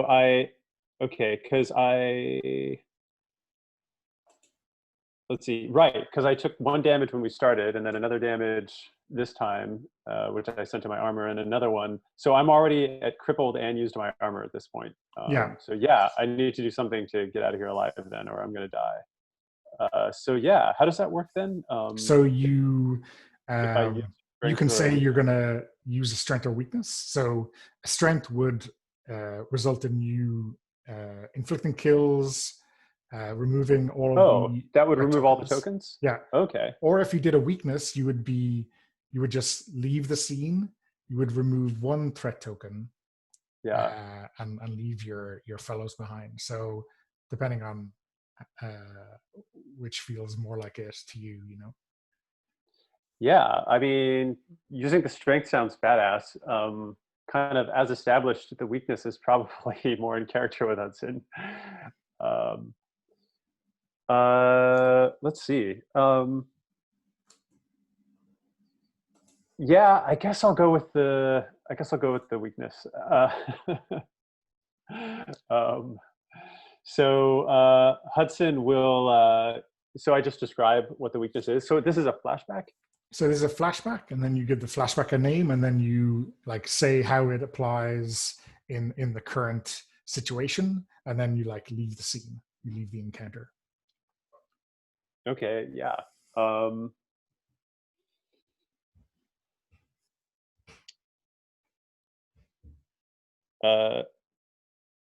Yeah. I think it's so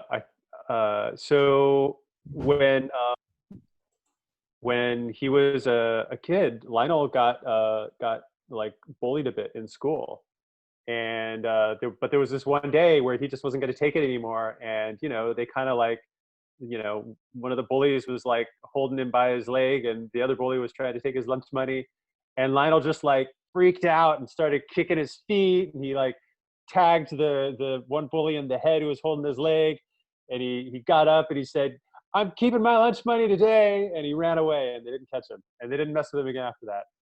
So I'm gonna have my weakness be keeping my lunch money, and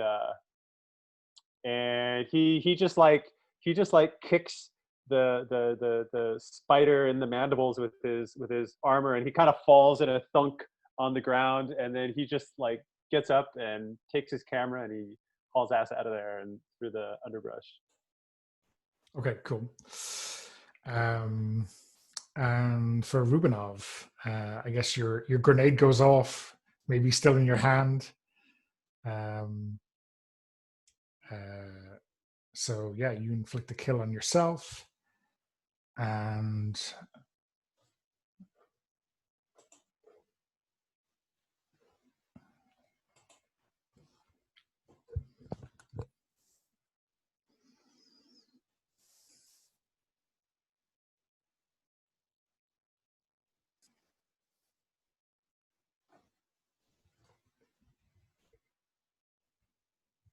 you figuring out what kind of state Rubinov is in, or is he in the same state as Hudson was in, or is he a little bit better? I think he is a little bit better. Okay. Yeah. He is not dead. Okay. So I guess you'll have used your armor and be crippled then at this stage, right? Yeah. Yes, that is correct. Okay. So what does that look like then from your point of view as they haul you up into the tree? So Rubinov, the grenade blast does not go the way he wanted it to. I think he gets sort of knocked back by the blast. It throws him off his balance, and he lands on the ground, and they just sort of like swarm him and start dragging him up into the boughs.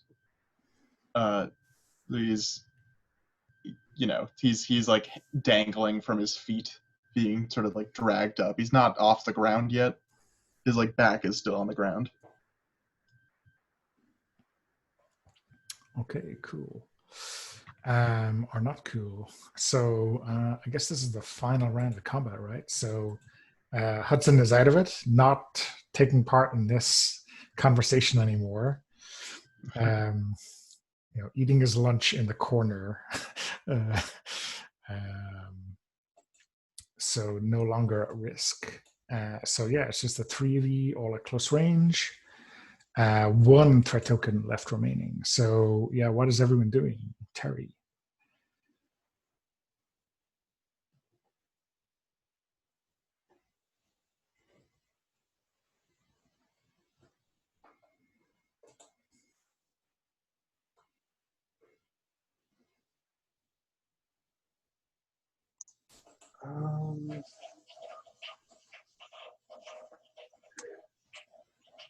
I guess he just keeps shooting. Okay, and Rubenov. Yeah, Rubenov is going to hand to hand. He's going to try and pull his knife out and swipe at his feet to get his feet free. Cool. Ripley.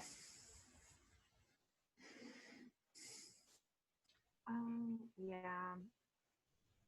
So I think that Ripley is going to is riding on the high from the last grenade, and I think that she's going to continue with some hand-to-hand combat and like just kind of like bop on some heads.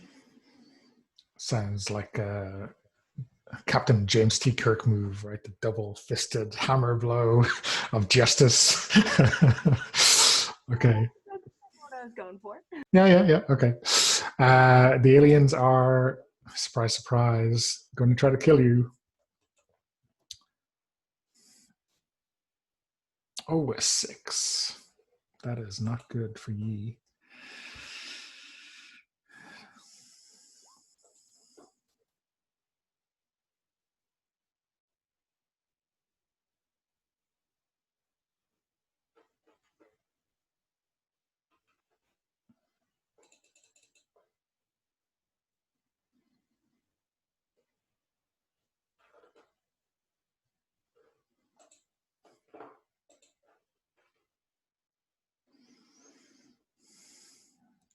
Okay, so unless someone is going to open up with a strength or weakness, the aliens are going to inflict kills on everyone. I will, in fact, open up with a strength because I do not want to die. Okay, good move. Yeah, so so there is a flashback to Rubenov, to Rubenov in the gym, I think, right, in training, and he's in training to join the Marines, the Space Marines, and it is a knife fighting, like, martial arts thing. So he's in this ring with another trainee, and they both have like sticks. They don't have like real knives, but they're circling each other, and the other trainee gets in close and like sort of tackles Rubenov, and I think Rubenov just sort of like snaps and starts beating the other trainee, and he hurts this other Marine, and then he stands up on the mat and rolls the guy over, and just sort of drops the knife and storms off back to the barracks. And I will name that flashback. There it is. I will name that flashback Strengths, a Sore Loser.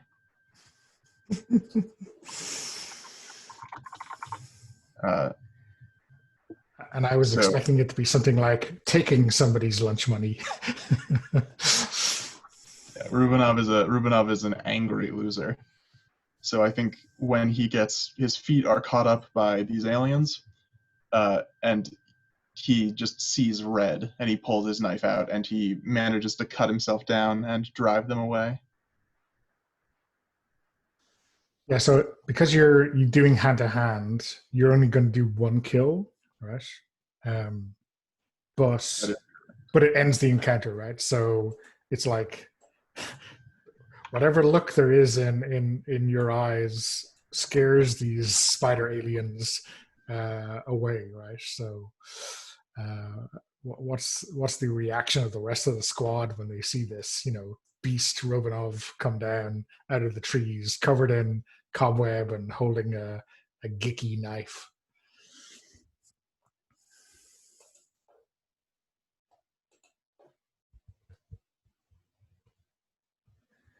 Terry, what's the state of Sarge when that happens?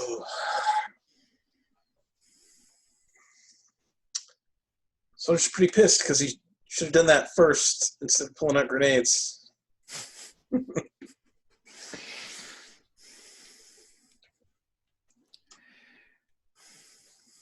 Yeah, Rubinov just sort of scowls at him.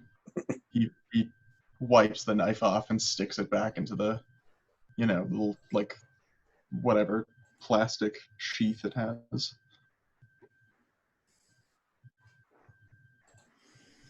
And how about Ripley? So I think that Ripley as the rest of the aliens ran away and were killed. I think that she managed to kind of snag one of the biters from one of the aliens, and I think she's now holding it in her hand, just kind of like, huh, look at that.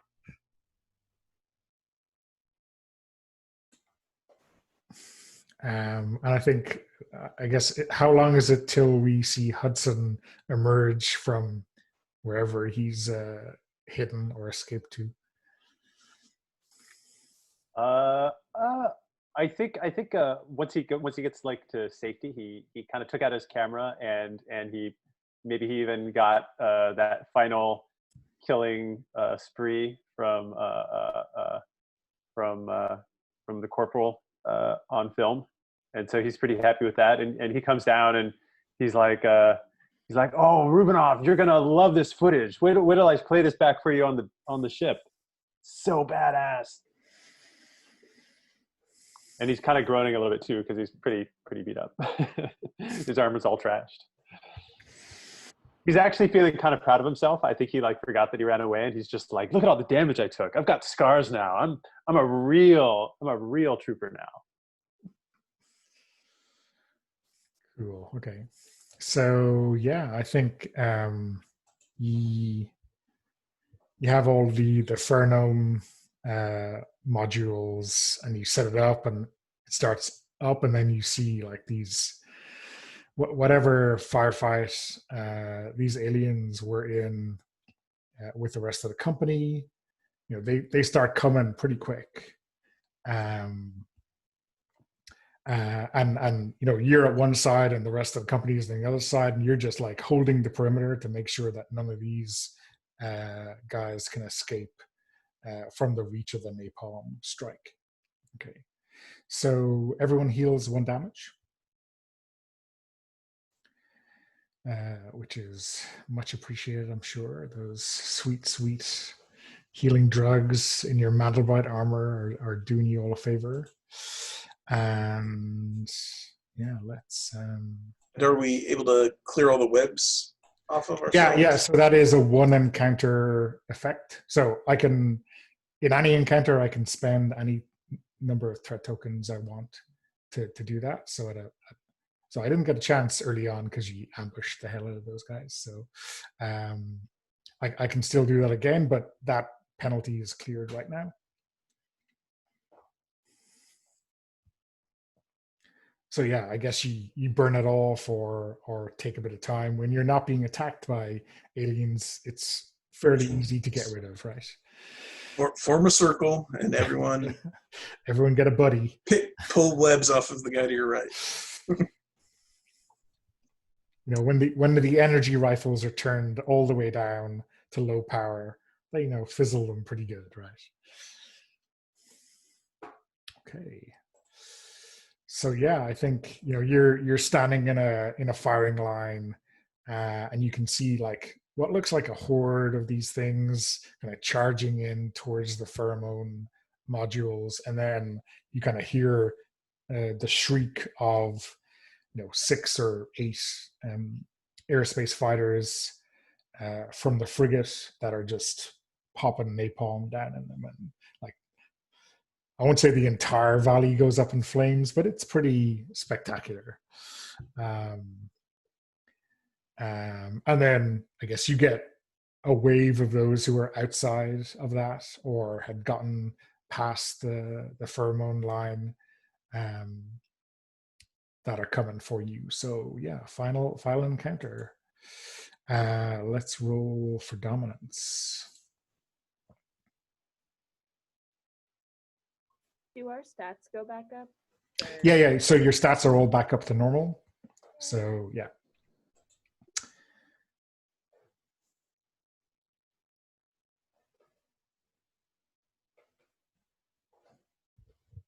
So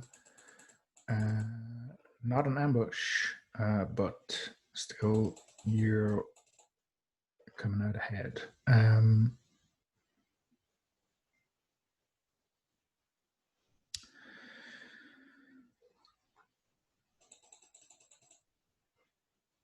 Okay, so Hudson, you get to set the range for everyone. You're the highest success. Okay. I will set it at near again. It's their favorite range of all troopers everywhere, Huh. especially people with e-cannons. Okay. So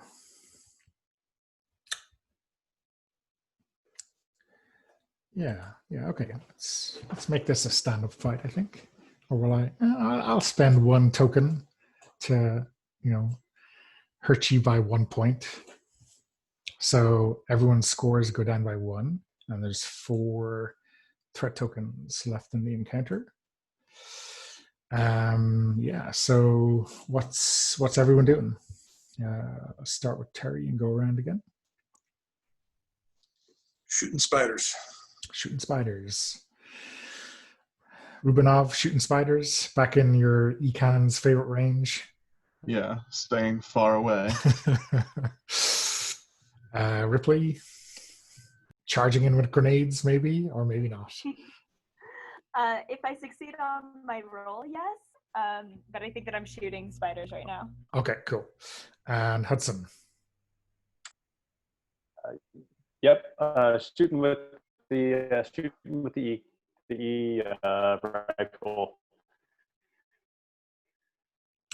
Okay, so let's roll to kill.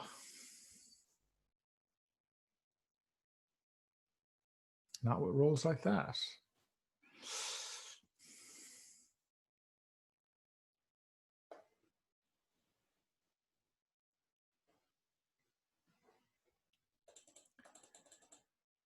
So, oh, it looks, sorry, this is matters. It looks like, Walter, when you must have dumped your stats in your character, right? 3, or is it, 2 is your new, yeah, sorry, no, I got mixed up. Your fighting ability is 3, right? Normally, and now it's 2. Yeah, I went Yeah, from sorry, 3 to okay. 2. Yeah. I thought there it was 6-4, but yeah. Okay, so Ripley, you are the only success on the table, if I'm reading this right. Yeah. So let's remove a threat token and roll your kills and describe what happens. Okay, so yeah, I think that Ripley is going to go charging in with the gun. Do I get to move closer if? Yeah, if you want. Yep, you can move closer or further away. Yeah, no, I'm gonna move closer and get ready for my grenades. Okay, so drag yourself into close range, and then we go in. Who's next? Rubinov. You rolled a 10. Wow. And so did Terry. So Terry, I guess you get to describe first.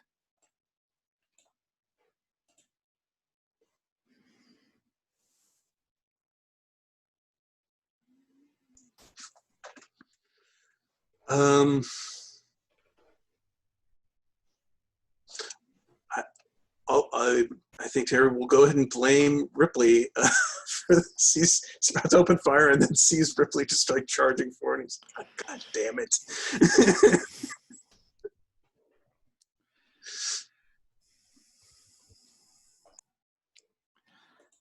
Okay, and then Rubinov. Yeah, Rubinov, I think, tries to fire, and I think his gun is jammed with mud and when he got thrown onto the ground. And he looks at it, he goes, he like swears under his breath and has to start unjamming it. Okay. Yeah, and the spiders, I think they're like a little bit woozy with all these pheromones. I don't think they're particularly worried about the napalm, but they're like, I don't know, everything in spider vision is a bit odd, and I don't know. It's like, they smell like us, so yeah, they're all a bit discombobulated. I think that's what's going on here. And Hudson. Hudson just wasn't quite all in this one because there's still that beautiful napalm lighting up the skyline all around, and he really wants to get some of that on film because it's going to make a great credit rolling background scene for this. And it's a pity everyone is backlit, or else this would be a great shot. Yeah. Okay, so rinse and repeat. What's everyone doing? Opening fire, or exhausting their supply of grenades, or not, as the case may be. Terry, I guess you're opening fire. Yeah. Okay. Yep. Shooting spiders. Shooting spiders. Yeah. Hudson's gonna shoot again. Yeah. Need I ask Rubinov, just clear this jam and open up? Yeah, clear the jam and lay down fire. Okay. And Ripley, you sure you're going with these grenades? Oh yeah. Yeah, okay, cool. So the aliens will try to kill you all. And again, roll a 7. No, not happening for them. Not this encounter.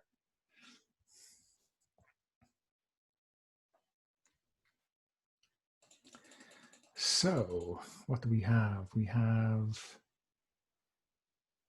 Terry with a 4, Rubinov with a 5, and Grenade City again, huh? Okay, so Rubinov, roll your kills and describe how your econ is suddenly working.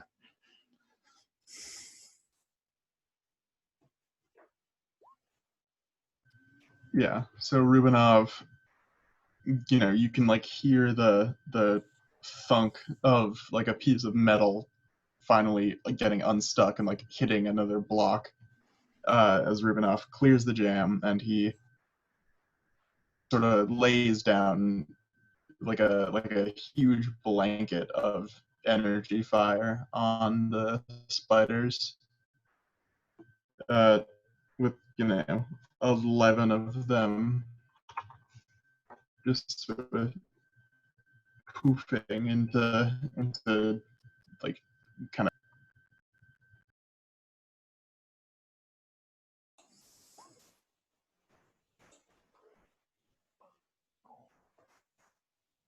Pew pew, indeed. Good rolling. Yeah, and I think the two of us are just kind of catching them in a crossfire. So they're, the ones trying to run from his spray are just running into mine.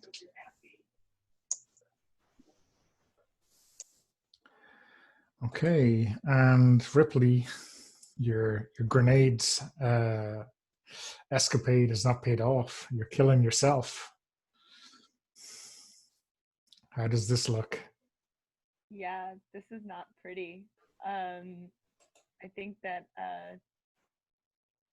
Ripley like throws the grenade, and then it kind of bounces off the spider, and then kind of lands at her feet, and she's like, "Well, shit." This is what we call a teachable moment. So I have a question about so that kills myself, right? Well, it inflicts harm on you. It doesn't kill you outright. So just like happened to, or was going to happen to Hudson, and what happened to Rubinov in the last encounter, right? So I think, are you at a mess? So you're crippled now? Yeah, I'm crippled. Yeah. Okay. Okay, and wait, the spiders are next, and yeah, they are. Yeah, they are too zoned out. They are like one of them is kind of looking at another trooper, like, wait a minute, am I supposed to make the first move, or is he supposed to make the first move? And where's all his legs? This is too weird. They're just kind of really woozy. That's their whole thing right now. And Hudson.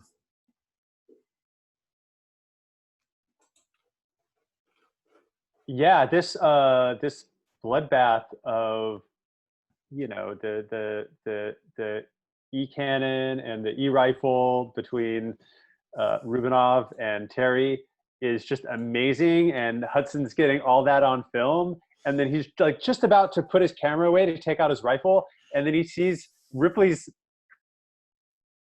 and it's just like, whoa. And so I think he got it all on film, but forgot to fire a shot. It's, you know, it's tough. It's fair. It's fair. You gotta go with your gut. You know, you gotta take the long shot. Okay, and a final round, because there's one of these spider tokens left. So, you know, whoever gets rid of this final threat token on the planet gets a shiny medal. Right. I think Terry has a couple already. So yeah, is everyone shooting, throwing grenades, punching? I'm not sure. What are people thinking? Yeah, shooting my E-rifle again. Yeah, so I think Ripley, what's your act here? So I think we see Ripley kind of like suspended from a tree, like dangling upside down by one leg, kind of thrown back. I think that her like uniform is a little singed. The tips of her hair are kind of like frayed off, and it smells like burnt hair. It's not a good smell. But I think that she's like just kind of sitting there, and it's like, that was awesome, and reaches for another grenade.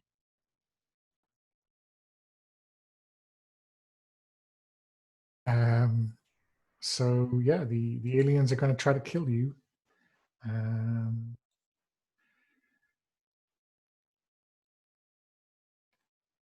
Oh, 6.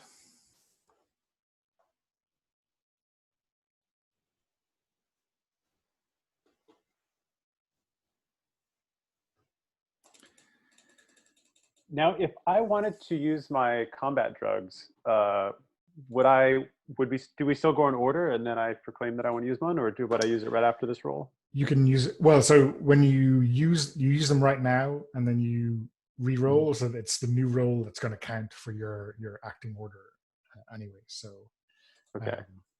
So I'm gonna.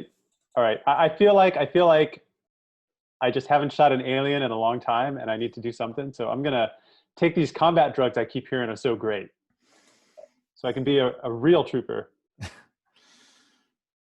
Oh well. Or not.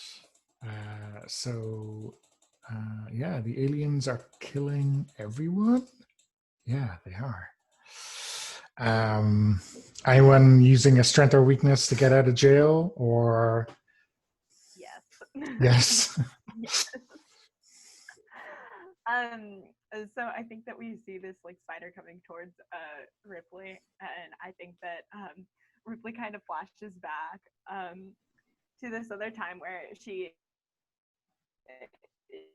kind of antagonized some folk that were significantly bigger than her. I think that they were actually her older brothers, and so they kind of stuck her up in a tree and wouldn't let her come down.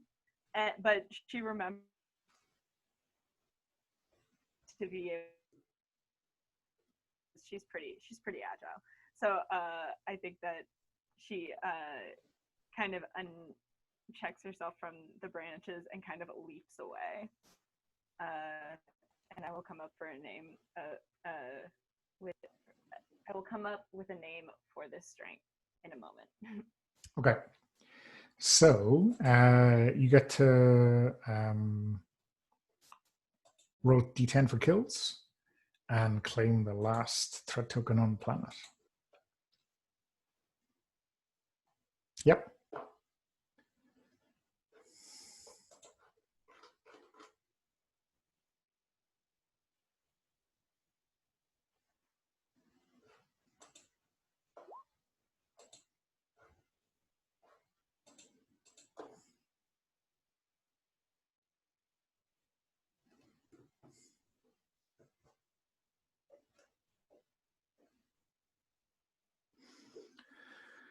So yeah, what does that look like? You take out the last few aliens with your grenade.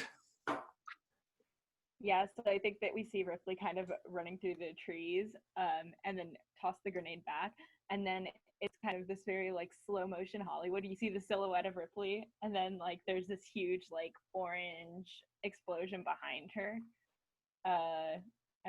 and the spider legs are flying in the air every which way.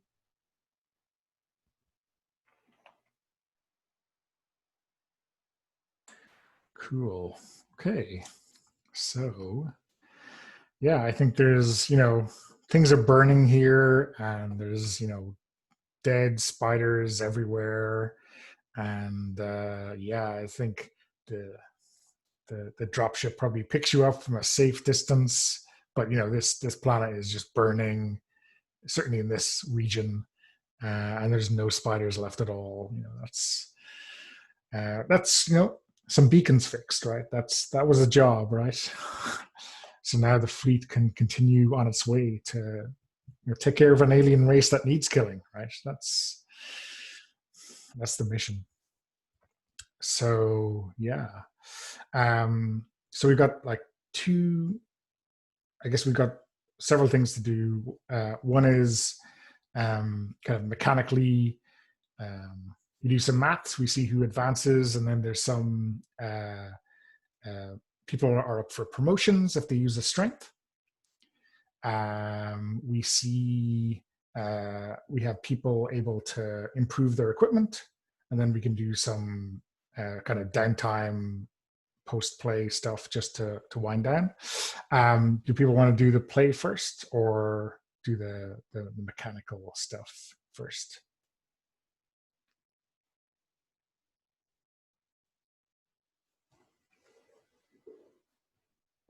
Maybe if we do the mechanical stuff, we can add the results of that into the play. Yeah, sure. Okay, cool. So let me do some maths. So I have 46 kills for Terry. I have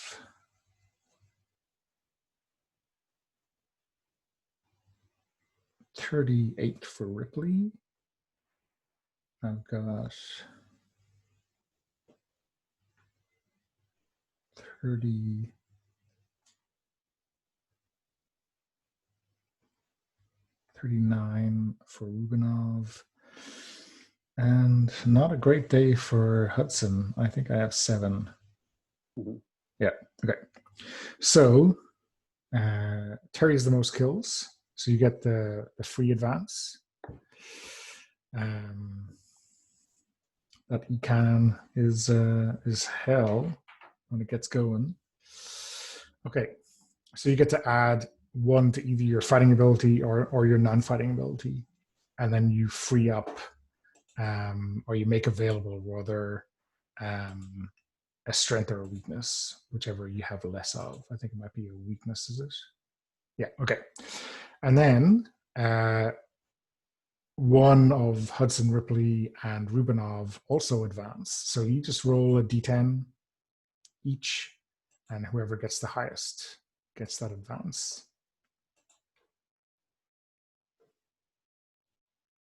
Guess it's Rubinov, huh? Unless someone else matches a 10. No, okay. So yeah, Josh, you add 1 to Rubinov's fighting ability or non-fighting ability, and then you free up another strength. So your next slot in strength is available for when you need it. Okay, that's the first thing.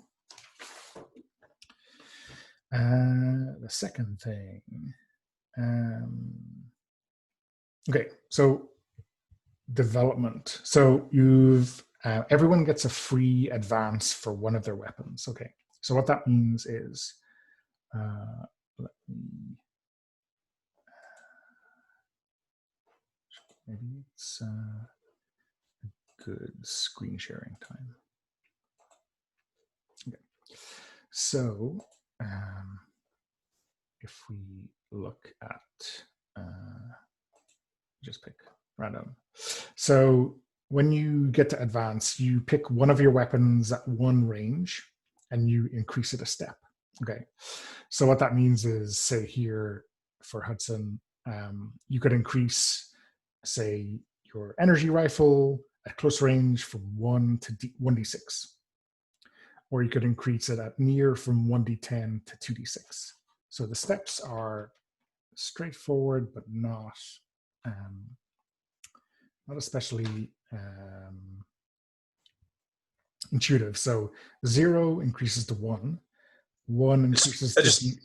just put them all in chat. Oh, okay, cool. Thanks, Brian. Yeah, so basically if it's at one of these, you can increase it to the next one up. If it's a dash, that just means it's never going to be effective, right? So you can't increase a dash to a 0, right?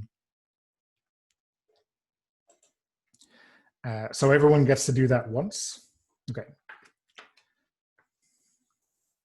Okay, and we all get to do that for one of our weapons? Is Yeah, that what it is? yeah, everyone gets to do that for one of their weapons at one range. Okay. Cool. Okay. And so let me check. Oh, okay. So the other thing, so only Hudson used the weakness, and you're a trooper, so no one can court-martial you because you cannot be demoted, right? So that's fine. And no one else used the weakness, so we can ignore that for now. Everyone gets to make another development check. Okay, so for this one, you roll against your non-fighting ability. So you're rolling as normal, and if you succeed, you've got 3 options for what you can do. You can gain a new piece of equipment. You can increase a different weapon the same way you did the first one, or you can increase your rank. Okay. And increasing your rank means if you were a sergeant, you become a lieutenant. If you're a corporal, you become a sergeant. If you're a trooper, you become a corporal. You get some new equipment with that, and you get some new responsibilities and all that stuff. So I would usually suggest just make the roll, and if you fail the roll, you don't need to worry about it. And if you make the roll, you can worry about what you want to get. Okay, I'm sorry, what is the roll again? This is non-fighting ability. So this is where like non-fighting ability really becomes important, is like getting advances in between missions or getting extra stuff in between missions. And I get to put that back up. No more spider impairment. Yeah, no more spider impairment. Yeah.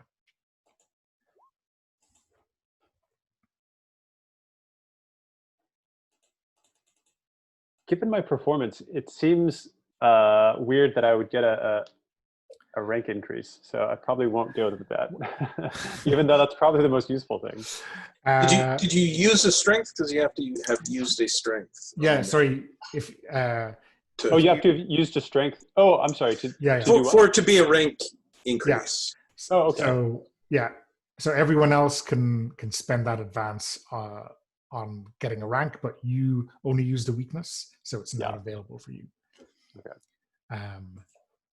So I think. I was just about to say it doesn't look like you rolled yet, Brian, but it just did. Cool. Okay. Yeah, for some reason, it didn't go through the first one until. You roll the same. I'm seeing two rules. But yeah. Cool. Yeah. So yeah, if you succeeded, you get to either increase a weapon by 1 step. Again, it has to be a different weapon from the one you just did, or you can get a new weapon. So there's a bunch of other weapons that are close hand, or you could improve grenades. You could increase them from 1d10 to 2d6, you know. Or we could increase the grenade from 1 at yes, near range to 1d6? Yeah, exactly, yeah. Wow. I think Terry would recommend, maybe requisition a flame gun instead of improving your grenades. But I will say this: having good grenades at near range, at the medium range, is pretty good because you don't hurt yourself, right? But at that range, it's also probably exactly the same as your normal weapon, right? So it's hit or miss, right? But so you have some extra weapons that are especially good at close range, as Brian says, like the flamethrower. Let me get the stats for that. There's the flame gun. Then there's also like a power claw or a power blade. Yeah. So the power claw is like hand to hand, but it does D6 damage in close range. The flame gun does 2d6 damage at close range, 1 at near, and ineffective at far. So it's a flamethrower. It's pretty neat.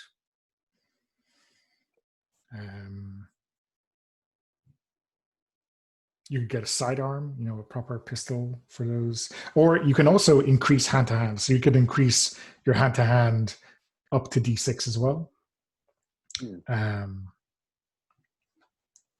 Shows your ninja skills, right?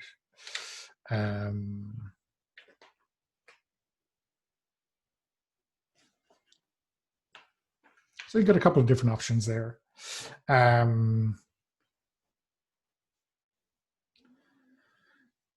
about you, Brian? You made that roll, right? And you use a strength. Are you going for promotion or? It feels like I should, because you only, since I did spend a strength, you only get so many chances. Yeah. To promote, so sure. So Lieutenant Terry.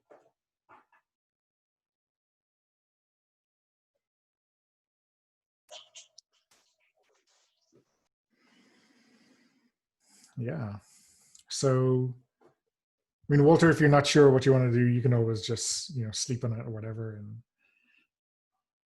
okay, yeah. We can figure it out before. Figure it out at the beginning of next session. Yeah. Okay, cool. Cool. Okay. So, I know we're like a minute before our scheduled end time. Do people want to go a little bit over time and do some free play, with all that stuff, or do we need to wrap up?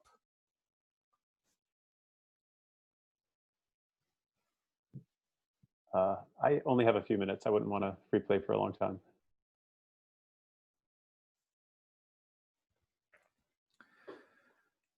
So yeah, maybe is there a promotion party, for Terry?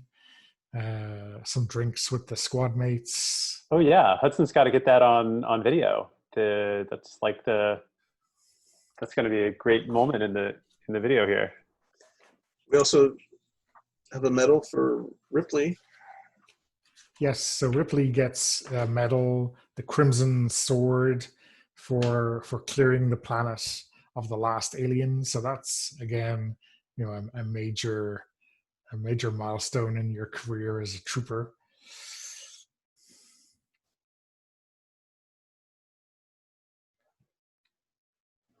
Yeah, I don't think Ripley's too used to getting medals.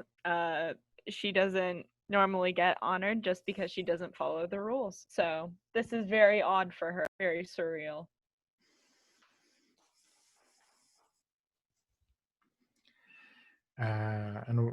So I guess there's a general, and the rest of the company, right, owes you now, right? They you save their bacon. You can make all of the spider jokes from here till eternity on their asses, and they can't say anything. Oh, and she will not let them forget it. What was Ripley when you made your development role? What would Ripley have taken? The development role? I think I failed it. Yeah, but what were you going for? A new weapon, an upgrade?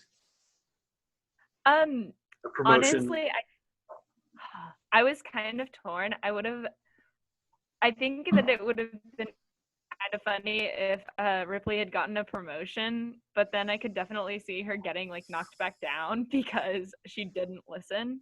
Yeah, I So, mean, because I don't think know. I think Lieutenant Miter, yeah, it would some moment, you know, just shaking hands or whatever, pinning your new medal on you, just kind of cut, you know, leans in close and says, you know, we both would have been promoted after that mission if you had actually done what you were supposed to.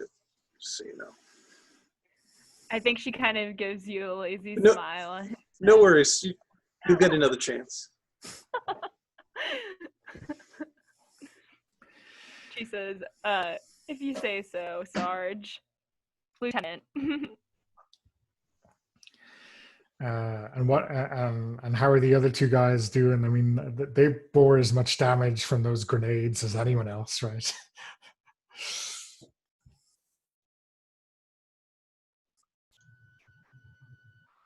Hudson's definitely feeling worse for wear from that, but he's pretty proud of his scars. He's like going. I'm imagining he's going up to the other troopers. He's like, "Yeah, look at this! I got my first scar." And the other troopers are like, "Yeah, I got like 24, kid."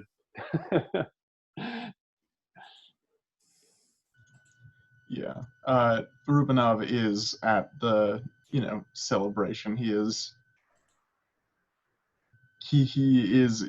like a cast on his arm, you know. He has his like a sling or something. And he is happy for the lieutenant. He's less happy about Ripley getting a medal for reckless behavior. I think that Ripley at some point comes up to you and kind of like slaps you on your bad arm accidentally and says, "Chin up, Corporal." Yeah, he, you know, feels it, and he like he doesn't let his face grimace. He just like obviously kind of flinches a little bit in a way that, you know, he would not do otherwise. And he goes,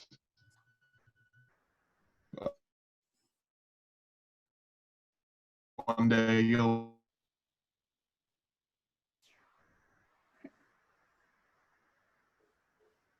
It's becoming an off.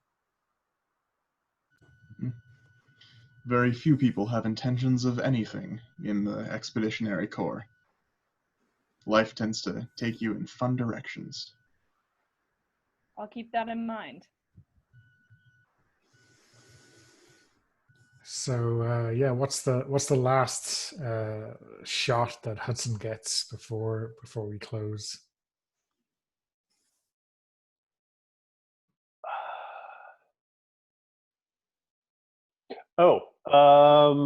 There's a kind of up in the like there's, you know, the party's still going on and everybody's getting a little drunk and getting kind of rowdy, and Hudson gets like he kind of stands up on this wobbly stool in the corner, and there's like this little cobweb up in the corner with like a little daddy long legs in it, and he kind of like gets that in the side of the camera as he's shooting everybody down at the party below.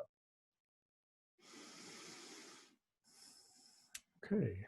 So I think let's wrap up there. I can stop recording and then we can have a quick wind down depending on people's time. Great. Thanks, everyone.